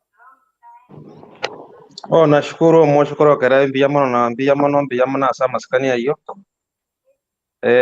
Siku simeenda kweli, siku na mikeka kimbia but tuko humu ni vile hatuchai kutana vile tumekutana hivi, tuko pamoja. So actually nilikuwa huku nyuma nimesikia huyo dada, kwa majina naitwa Kefo mwana bonchiri from Kisii County actually. Sehemu za Nyaribari chache. So in fact sijui kama ni lugha wanatumia nzuri ama ndio hivyo anasema anaenda kufanya, kama hiyo anasema yote ndio anaenda kufanya kweli, sioni ni kwa nini simpe my fault. Kama hivi bila ameeleza hiyo mambo yote atatekeleza, sioni ni kwa nini aende kupatia mwingine. But kuna shida fulani, shida za wanasiasa. Sijui kama atakuwa tofauti, na akiwa tofauti tamshukuru sana sana. Kuna point amezungumzia kuhusu ya walemavu, na ingine akazungumzia kuhusu education. Kuna wale wanaacha shule because of school fees, na unakuta amepita vizuri lakini hakuna mtu anamshika mkono. Amesema ya kwamba atatekeleza hayo mambo. Je, swali langu nauliza, katika hii system Kisii County kuna watoto wengi wako na hiyo shida, na kuna viongozi, na kwa kweli hakuna kiongozi ambaye kuwashika mkono. Na pili, hizi pesa za uzeeni ni kwa nini labda akienda huko mbele kwa sababu hajafika, ni kwa nini huwa, kwa sababu inasemekana ya kwamba every month wanapata, but it's very unfortunate tunakuta ya kwamba miezi miwili inapita, miezi 3 hawajapokea. Je, shida ni nini? Hiyo akienda atatekeleza vile amesema, naona atakuwa kiongozi mzuri. Na lingine, watu wa ulemavu, kuna pesa zinabidishwa ya kwamba kila mlemavu apokee pesa. It's very unfortunate kukuta ya kwamba Kisii County kuna mlemavu fulani hajaipokea hiyo pesa hata vile tunaongea saa hizi, na hata hivyo anajua ya kwamba hii boma kuna mlemavu, lakini akipeleka jina lake huko chifu anakanyagia chini. Je, akienda hiyo mambo yote atanyoosha? Akinyoosha kwa kweli, mimi kula sangu nitaambia mamangu, my mother ako pale, tamwambia MORAA no mwana sobo chikoroshia mangana maya moe kura. But isije kawa ya mnakuja hapa mnatudanganya, mkiingia pale ofisi yake inakuwa kama ni kuenda kuona Trump ofisini mwake, yani nakuta milango imefungwa, padlock ilifungwa, kifunguo kilipotea. Hata kuona MORAA vile tunamuona saa hizi inakuwa ngumu, kama vile unaambia Mlima Kilimanjaro alifanya nini iame ikuje yote Kenya, na haitawezekana. Kwa hivyo kiongozi wangu MORAA aino mwana omuntu na ole njiro ko bange bintu bya onya ama na boche gukora iga onye na bekari na anda ama internet iko bisama ngano mwana omuntu ama ene nkoko sabero ayi kuchukure jira kwa gambire boli paka na goki unyonya bagambira abale iga bintu byose ne gukora byose for the next 5 years. Sioni kwa nini MORAA asipewe kura. I'm not campaigning for her. This is my first time kumuona vile anaongea, but ameongea mambo mazuri na kwa kweli kama ni hivyo, wacha tumuunge mkono, tuone kama atutakeleza hayo mambo yote. But swali namuuliza kabla sijatoka, ni kwa nini hizi pesa za ulemavu asifikii watu wote? Number 2, kwa nini unakuta kuna watoto wazuri wamepita vizuri na viongozi wapo kaunti yetu? Ni kwa nini kwa kweli hawezi kuwashika mkono? Point number 3, kuna kitu kinatusumbua. Kuna kijana alipigwa na mwalimu fulani kule, sio ni Nyamira County ama ni Kisii County. Viongozi wapo, ni kwa nini hawajashikilia hili jambo, ule kijana apate haki yake? Na wewe ukiwa kama kiongozi utakaposhinda, na mimi kama utashinda, mambo kama haya utajaruhusu katika kaunti yako ama utapiga kelele? Ujibu hiyo ndio niondoke. Nashukuru. Asante sana, karibu sana Maureen. Asante ndugu yangu mwana Bonchiri. Kwanza niseme kwa mambo, nashukuru for your positive feedback regarding my candidature. Sure. Secondly, kwa mambo ya pesa za wazee, what I can say ni kwamba there is a gap between there is lack of inclusivity and lack of cohesion amongst the leaders. Ingekuwa ni uwezekano chief ashirikiane pamoja na MCA na mjumbe na mama county wana hold hata baraza ya kuweza kuanalyze situations vile ziko kwa different areas, ingekuwa rahisi sana kuhakikisha wazee wanapata pesa zao zinawafikia in due time. So I think hii ni jambo ambayo inahitaji pia tupiganie more policies so that implementation ya hizi pesa kufikia wazee iweze kufanywa in a more orderly manner, in a more unified manner and through a consultative process.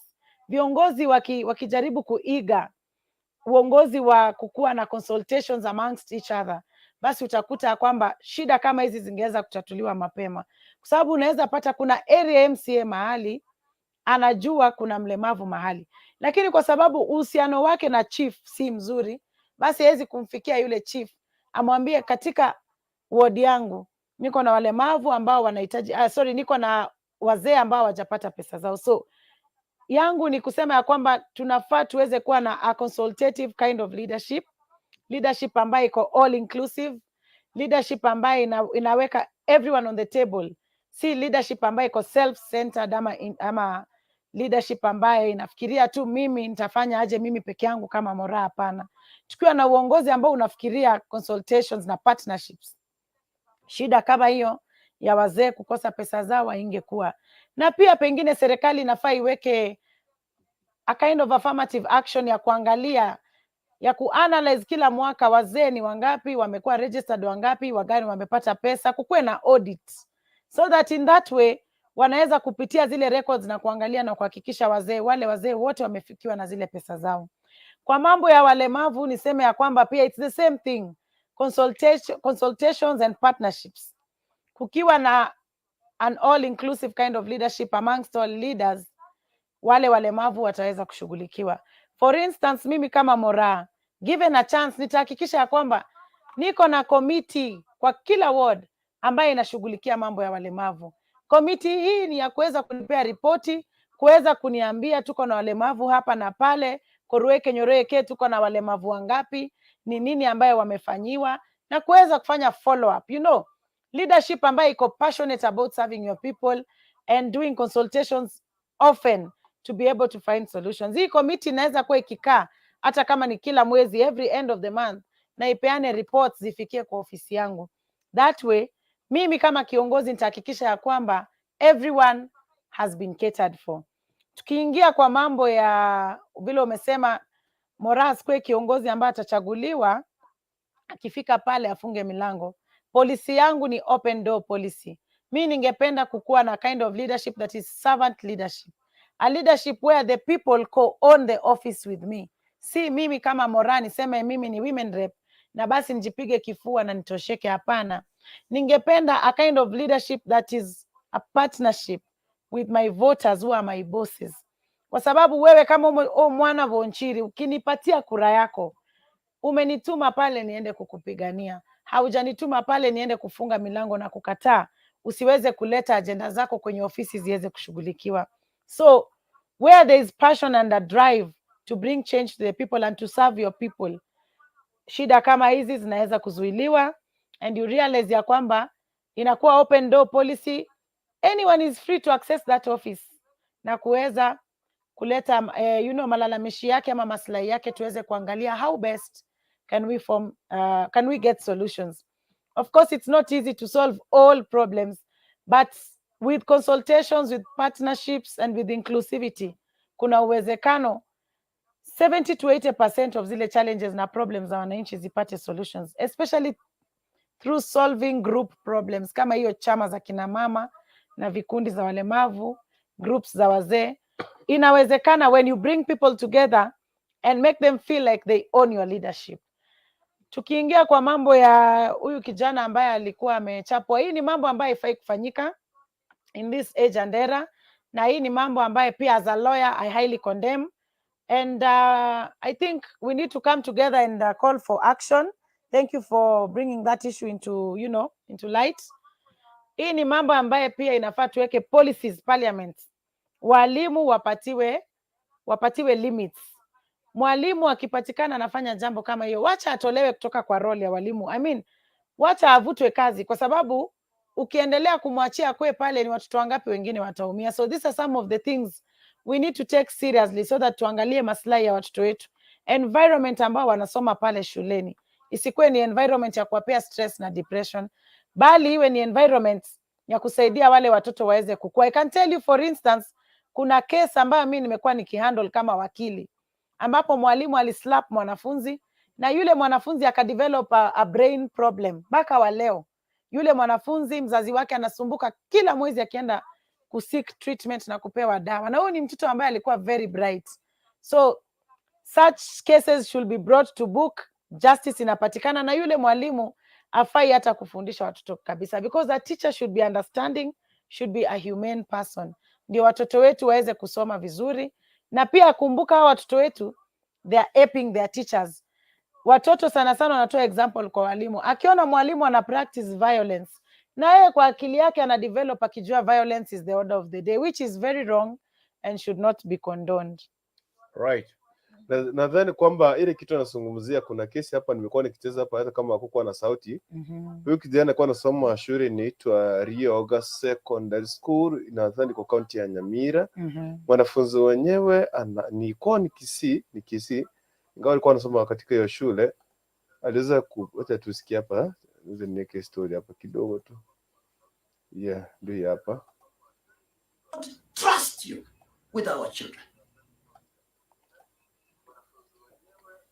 Kidogo tu tunaguza kidogo, niweze kutoa mochokoro kerevi tuweze kutoa. I'm so angry. I tell you, what am your shule mtajipanga. Habari.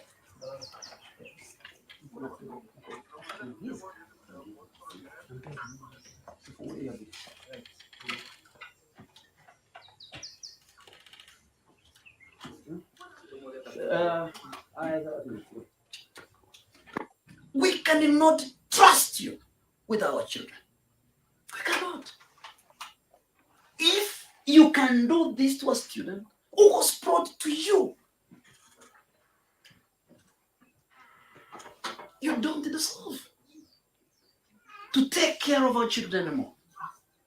Because you're not human beings. You're beasts. Even animals are better. You're worse. Heads must roll. And the justice to this student must be served in full portion. And the people who have failed this student must take responsibility. It will be good.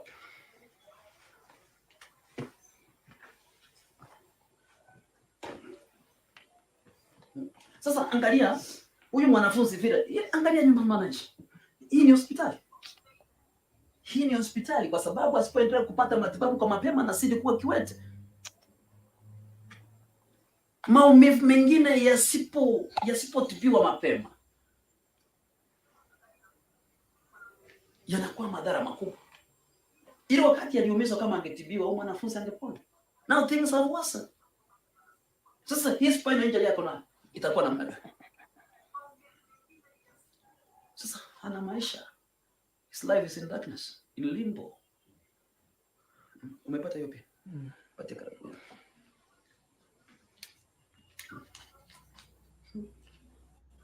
Sasa to make matters worse, this is an OP number. Sure. Naonekana kwa vizuri. That is an OP number, which shows that this matter was reported to police. And the report is an assault. This report is an assault. The report made assault. Now, sasa, why have not acted on this? Anyway, kwa sababu ya muda, That's very unfortunate. Yes, yeah. That's the case alikuwa anazungumzia. That's the case alikuwa anaongelea. Yeah. I think you responded to it, and we'll do a follow-up on the same.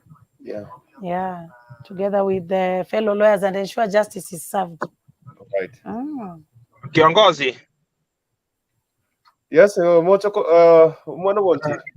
Omusubati ina motegereire nketari ko mu campaign elinde bint amata manyinga yobo raina bakororekana. Let us mobilize abantu bagusi ba omusubati. This is my first time now kwa na timbugati contacts here, but she must be a good leader. Ebinteka birebi obo tuambuka birobo korekana gusi boko to disturb isukoga. So we need leaders like her who can stand with such a kind of situation, please. Oroje Samuel Yomanyete is a servant, and at the time Muswati Yokoro kwa MORAA na bara a servant. So if they can be together, nabo bara rosia situation ni ere mbebenki ya. So in fact I pray for her. Yasamo konye ne ambition ya bwate. Akonye gusiye akode obinto obo chimbore bako genda rali tutari korora bole buyamono. In fact togo no ay mocho korokere bya naroche bintu bikokorekana iskajibe. So we need leaders like MORAA na bande bako mugweka nege sakyo. Igo in fact ego intonyorere kura ya mama na ande ngo chikoligindo ndo kabiro kwa toto jigo kaisano na aramo ile for the first time. Igorendo muswati kalimotwe ayembu yore na ande toko na ebinte ebichinga kwa bikulera kwa bikana bya mono. Thank you. Thank you very much. Mwana wonchiri. Wonderful. Thank you so much. Mochokoro kerebi. Kamu iya. Bona ninchenda gena bona nchenda gitegosia. Mongino moneno wate myake mye monemia.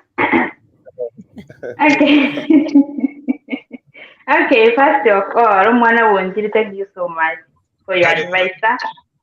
Na ko mwana yo minto elani metie so ama akoboko na inche buno mongino monena abangu wakana tole singundi lakini nende ni muligerete agente getangani MORAA na kuligere itinga kintambe sana. If you don't know, I am watching you from far and I know you know, na nimekuochi kwa wale wote wenye mko nao kwa uwanja sababu niko katikati, lakini isiwe no muntu toko beke skariga uno mwana wonjiri atebire ebe ngane ndo tiri okwana kore ngoro yawe ime ogochokora, because for now ndoro cha bana ebirema bange sana bari gusiye ito si talent intire gusiye ito binte binge nata geto cha gokobori, lakini kwa bitwana mimi kama moto korokere bintu mbiro nabange to cha gokobori nago cha kurwanise ira kini bweka ko bitwana kwere tange. For example, youth baito gusiye ekogera gusiye itira nete maiga youth baito gusiye ebara abantu bakote school babate talent batabwatiga batandegete barega bugo and for nande gokurigere nintu bwatabagambi bari geti but you don't mind abana baito youth bakora ku school yendo kende kigera kwa na bujya nago kiwegara no begeta se pache yendo kende abana baitu kyobani abange sana bari gusi bakintura nyora mongina ugotenena na baro. True. Abange sana even me I have groups cyabana cyobani bati munabona inganda bwato umwana utari gucye skuru oboriro nari 3000 uri kogende skuru 3000 moranti gusinywa kaniro mwana skuru. That's difficult. I mean, that's very wrong.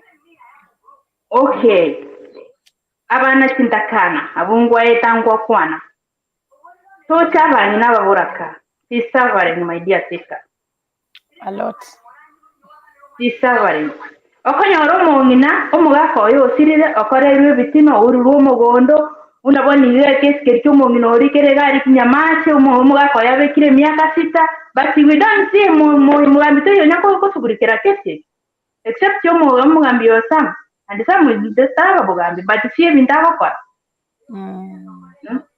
boni gento nare wote esa mangana spie kare kurukuntu tawasa ko ngaka magena na metenga jeno mongino bata mangana amange mbeso kwana bakamande gento nare wote bi mora nteningo eto koboko kuru side ni meta singo eto koboko ogende no koboko ogende no koboko but gento ndago tebi respect yourself. Ekarabuye sige tayo mongino tenine buno mongina tengoro ko mongina kere bino manyetebo. Kero tenine buno mongina nabanyine bakosta. Nande karamanya iga abanyina nabo wate chikura amo nabasa. Buna abana baito boda youth ya baito baresko kiprotect ntimu araga ali bana mba kore mba tebugu bagende lakini mbaro batagende sauri batabwati none yanka bakobeka uche school. Nakyura nyare ko konya abana bunabo nande gento ndagotebi mora to konyara ibiko. You can't make it alone. Mbakobe ko busani asabanyina nabaiteke nabana bamura nabagaka over friends umanya gotoboa no tware kieni kiyome kameke. If you are not my friend I can't give you my phone. That's the truth. Again, to kende na rewo tigera amangana tuwa kwanire tebe wato tebige iga nintengori gimaiga yeten kote vune bintu bire nande akwante bibuya mono nanda ali ni metoro buya une mborogo machite yoro tiro kelimba ko tirera masaiboro mi anotea hakuna mali sijui na tuwa talira sendoche ni ndoche lakini make ya follow up or make friends na bangina tema ko munabona igati skuru chiko ike oiro abana mbaro batabwa tikende batokande skuru tiproteka nikiji chei wore tumba abana oromora atoko ekikura abana nabubogi mabwa mambingo gotore turugota komeka buno komeka iga abana abo gotire siko gaiga watire bunge miaka 5 koiranire sika abana bana yose kubanywa bawo wait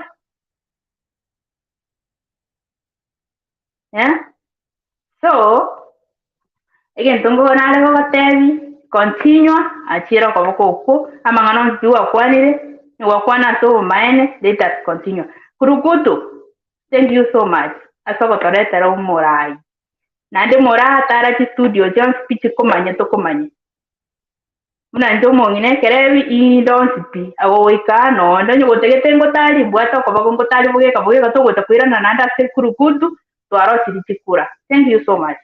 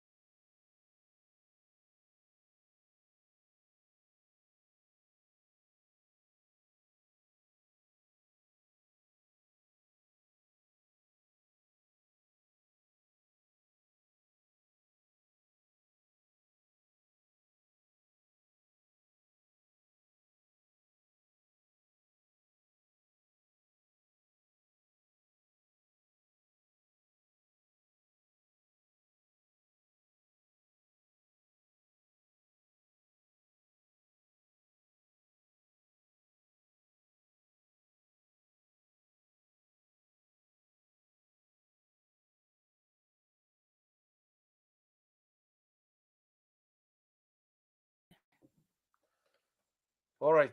Thank you very much. Naona kwamba watu umetungoja. Sometimes network imeleta shida. Naona kwamba Rusi Kimwa sababu kwamba network imenitupa. Network imetutupa sisi wote. Si wewe peke yako Rosi. Tuko hapo mwana bonchi naona umetegea hapa. Naona hapa APC. I see you Victor. Thank you very much. Sex chat XYZ. I think akona Akuro. Asante sana kwa kufuatilia show yetu ya siku. Judy Rembo. Thank you very much. Darimas Magata 254 na watu wengi wote niwaona pale Nyamweya na kuona pale asante sana kwa kuweza kutufuatia siku hii ya leo. Na najua kwamba tumeshiriki moja kwa moja, tumechadili maswali mawili matatu. Na kuambia kwamba tena siku nyingine tuta invite Maureen akuje, siku nyingine tutamuinvite akuje. Lakini kwa sasa kwa sababu ya muda nimpatie dakika kama 2-1 hatumie maneno ya mwisho hasa ile kitu ambacho anaweza kuzungumza na anaweza waambia kama wapiga kura wa Kisii County, and then tuweze kumaliza show yetu siku hii. Na siku nyingine tena tutamwalika aweze kukuja kwa studio zetu za Kisii Hot TV kwa sababu tuko free ya kuweza kualika mo. Openingo waka. Arro. Teba mweko na abutoire. Teba mokogoti queen. Na ayemo ndo mobe sana diango kani boy grande diango tebi kan do yu kamenya iko diango kani kwana saba ke nivale ka kikwati ka to kwana mega yesu kunyuma na kiri anyway ngoba kwani biamone biatore na ro magania onera ko madam Gertrude ya wasiriyeta wororango mubori yango oyo akoro ku Maureen MORAA Obino o mwana enso no diete na raye na akoro de by the way anyway njembi yande bono gachirende tukora asirani akiraki nande nairanira na ro mweshimiwa nda mukwani nare ko post igari but bono because of time nande ne gasi na ramba nke maigankwa ni mweshimiwa njeko mwisherina ki esabari ne ngo mubwata MORAA bange ka kinje esabari ngo gosabera madam oete oja konya abangina abachandekire amina njege tangani nda ko request to jigo tobera buna abandi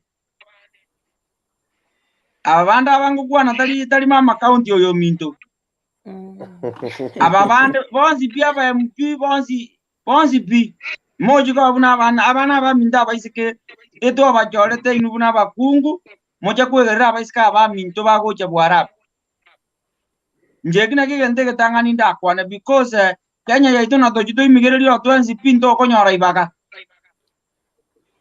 njege ndo ndago sabega kimuna madam buna go njenya sa tiga ko konyoswe please kerwa soiralia ni ma de fake promises jira jinjiro rakini ekina kito kiko kwa tueta lakini yote abechi promise jira akimamiora fulfill egendo kende timaiti molengo kiole no rorandevi because nana bango what by support yo molengo because njengo bena 24/7 orange yange yabe getenga yerigete ko takini independent tega ra kurukundu nduetana madam mozo koro kerevi mozo koro otaria oyo takarati motaria okay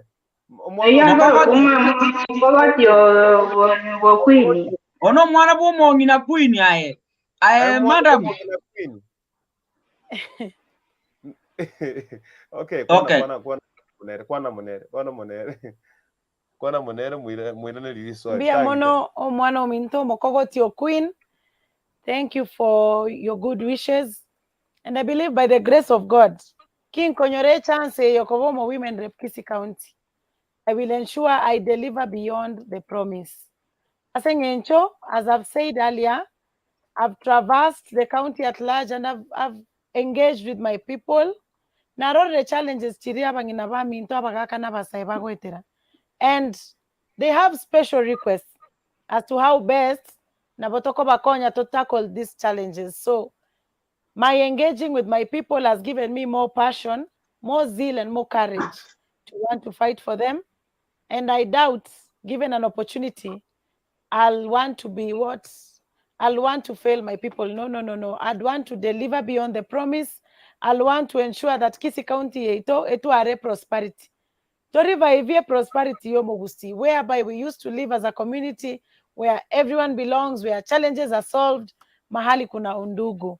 And all this is possible if a leader is determined, if a leader is passionate about being an element of change for his people. Again, don't get mad at Narcobodia. Okay. Amorango no yon I Gurukundu no Morango yon over Dambe. Tango Bekerega, Yeah, Kurukuntu. The politics is dynamics. No, independence. No, again, don't get an aquan, again, don't get an aquan, ma'am, Taribobe. Don't get out the independent candidates. Alama ya nenege tu reri, eri ogirio mogusi. Sauti ya mnyonge, sauti ya omongino mobora kano manenta kana. Sauti ya wale watu wa chini ambao hawana yule wa kuwashika mkono na kuwapigania. Sauti ya kina mama ni MORAA. Engena ngenia mambia. Okay. Madam, ngake no mi wete njegento nanin tete nanin kwane. Injero machoge. Sei tomo machoge. No machogo borabu. I know your Nande ngake kwanya kwenda sakoro kwa asinante kete asinari na igwa bantu motara enda nande rajande tigango tebi ka nande tigamba tebi life. Njoma ndango kwana life kurukundu namanyite. Era mani gaki naikire mpaka bendera naikire kiango again the issue nere na igwete moisonde because njema den gurukundu nama njema kwa nande kiango please nande nago sabire nginya site gago konyi nimete gurukundu tanya kwenda chikubwataria lakini nande ndeteri tukeri mo gurukundu ochogende otoretere news kurukianga ichiri ya kiango ya vere miaka yote. Wacha tuambia na ukweli. Manda mjengo sabira ndama. Njekora ende kali bateri na kie chiri lingonyo igorore. Na ndote ya bakione baria majengo bale terore. Nje ene shiri ngo kote yengia yokornyora chikura kuruseito nane tianga tese TV ga. Na te yo muronde na agenda na nyora bandu mashabiki abira tugenda kiango abakione bana bamba babaria onyora abantu babiri batatu bakubwate kurwera mani eri kurubune bwate kurumagenje mate mpaka ari kona yangare onyore na kiura nyore chikura chinyinge kuruka ari chigokonye because twa ntomanyete ngitoko kwanira igoma njina gusabira maya nyasa ya gokonye oswe keroge ekyo nande kero gwasoire njege ntundagete wa gurukundu abuse akosiberie gari. Amina. Tekina ginda sabe. Nando mo promote ko koraswe, omo to promoteri, omo beke TV, eswe TV boronge ka to konyoro na maise itabere. Ekina ginda ka tebi, buno mwana wo machoge burabu. Amina. Nande gento kene komentera kingo kolera. Njende tengo tebi. Ava kuna wale madui wataweza kuzunguka. Wataweza kiweza chiago. Manda mnje tianga tebi ngo tebi ya sana. Chunga banta bai koko tara na bumbandu kiao. Oka nyoro monte morenere rakinya de tiwasa chiago. Ebirangari igono iwete ngiminete. Ebirangari ebirisiwa chiago rakinya kura tago kwa. Awa tumewaona. I hope kwenye koruto wa machoge borabu you understand what I mean. Yes. Mumulolio minto kurwali azungukire n'abakora. Ndu amotebi obaseriri. Tikatokane kene na kwenye kokazungu kuna bakora madam kote ye kene ga auditiviensa mambi saa sita chumaine na bora anyore ko korusi because ya bakora bali gotara na abantu bali gotana tana bantaba ya babwaterie tarigiya elindo delifa ebinto bya okabisa iga togwetinje buna mambi ngote ine mongino minto omongina noyo kare gotochari ga abantu bakalifu omuntu goje to amorese TV ka andi na gotebie kene kurukuntu na maiti ngugwa kirande gukukiango ngina gote na kodi. Asante sana Mokogoti Queen. Asante. Mokogoti. Thank you so much Omwana Minto. I'm humbled by your great advice. Right, thank you Mokogoti Queen wana iranira. Iranire ga igabono baka inara igwete na igwete tujiti wonso mesima yete mwenga inachete gochi. So the last words jinde to goteba because of time so that tumakurashi gochi. Asante. Okay. So thank you very much Kurukuntu for this moment, great moment that you've granted me to be on Kisii County Hot TV. I'm truly humbled. I don't take it for granted. Thank you very much to all our viewers, Mokogoti Queen, Mochokoro Kerebi, and Mwana Bonchiri, and everyone who viewed, who joined to listen to our conversation. I believe it has inspired greatness, and we are going to have more conversations emanating from today's show. Intenta geteko basababa mintoga kimombo atesi. Inche mna Maureen MORAA ubino. Ntamboke. Monge magoroga kintamboke. Ngende county kobarwanira. Asengencho nimboate agenda ingia towards my great people of Kisii County. Nimboate a passion, a zeal, and a drive to fight for my people and to bring the change that I'd wish to see in my community. And by the grace of God, Mogwancha Montome, Monsirentamboke, I will ensure I deliver beyond the promise, and I will ensure that we journey together. Under my leadership, we'll all belong, we'll all be equal partners and equal stakeholders. Nyasaba seseni mujisikie washindi na tuzidi kuombeana mema. Thank you very much. God bless you from Mama County Mtarajiwa Kisii County 2022 by the grace of God, Maureen MORAA Ubino and Sobo Sobo ya Kisii County. Alama yane Negetu Reri. I am an independent candidate. Sauti ya mnyonge, sauti ya wale wananchi wa chini. God bless you. Thank you. Thank you very much. Thank you for coming. Asante kwa kushare pamoja na sisi. Tunashukuru sana kwa kuitikia kufika hapa leo ndani ya Kisii Hot TV. Although tulikuambia late, but we appreciate for your coming. Thank you guys for watching. Thank you. Nyinyi watu wazuri sana. Asante sana watu wa Gulf, watu wa wale kwa diaspora, nyinyi wote tunawapenda sana because tunajua kwamba ile kazi ambayo mnafanya, nyinyi watu wangwana sana. Asante sana. So unajua kwamba nisharudi kwenye show zetu za kila siku kuanzia mwendo wa saa 3 hadi ile wakati ambao tunafika kama kawaida. So usiweze kucheza mbali. Ni Hot Seat tu kama kawaida, tutakuwa tunaanza kuanzia kesho. Tutajadili masuala mawili matatu kuhusiana na ile milengo ya siasa ama mlengo wa siasa ambao wewe unaounga hapa nchini Kenya. So nashukuru sana kwa kuweza kuwa pamoja na sisi. Tulikuwa na Mama County Mtarajio 2022, Maureen MORAA pamoja na mimi Nyakuto Dennis ama Kukurikuntu, jina ambalo napenda kuniita. Nashukuru sana. Kwa sasa nataka nikuaje tu na hii, tukiondoka upaki salama, tupatane siku ya kesho na ziti tu kufuatia story zetu za Kisii Hot TV. Mokogoti Queen. Okay. Mokogoti chukua. Tunapatia hapa. Sawa. Chukua namba yake ya simu sasa, ndio tukienda 0722 275 170. Mokogoti namba ndio kwa screen. Mokogoti Queen namba ndio kwa screen, na wenda hata bango tebere mu mwambi kurukiango gari awakire kura. Asante. Yeah, thank you very much for watching. So continue to subscribe Kisii Hot TV.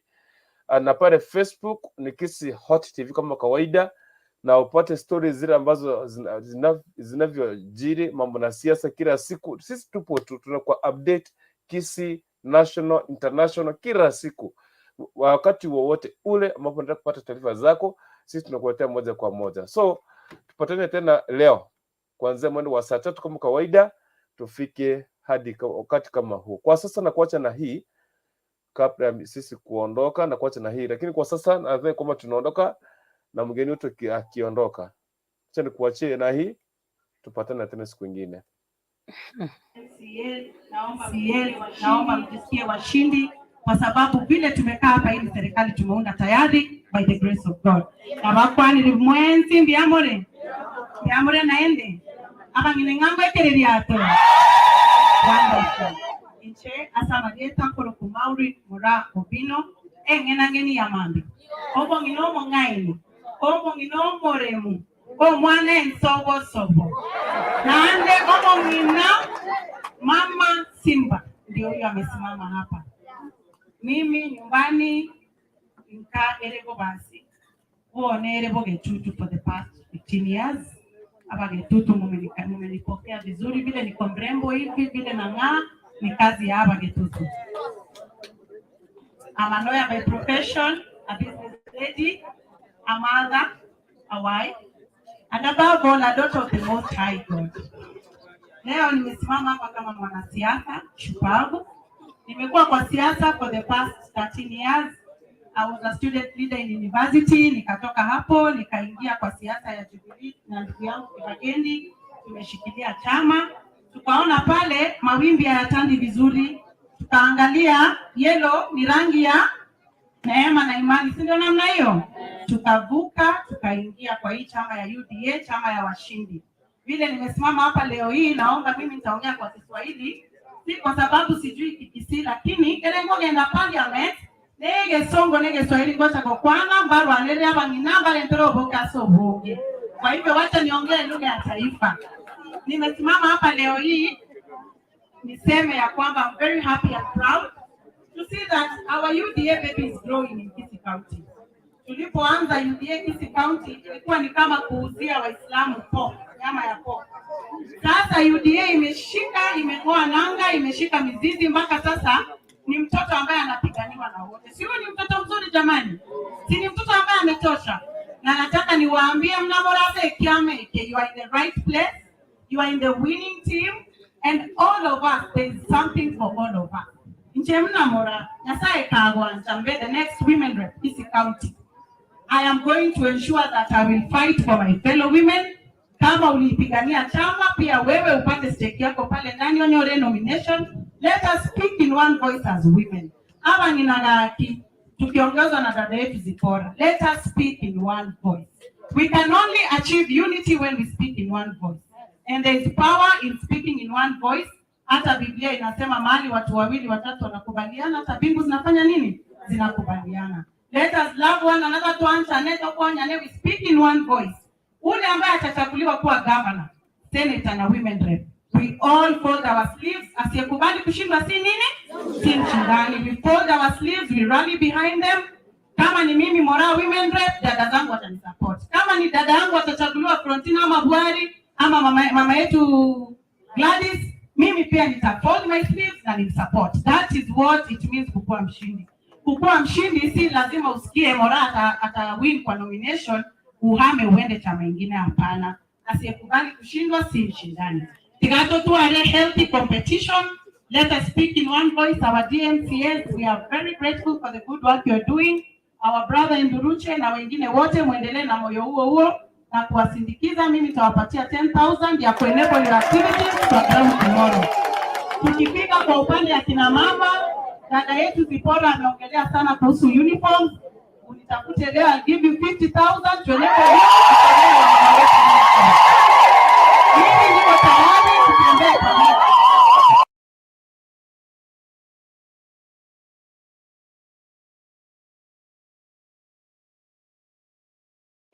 My job is to make college easier.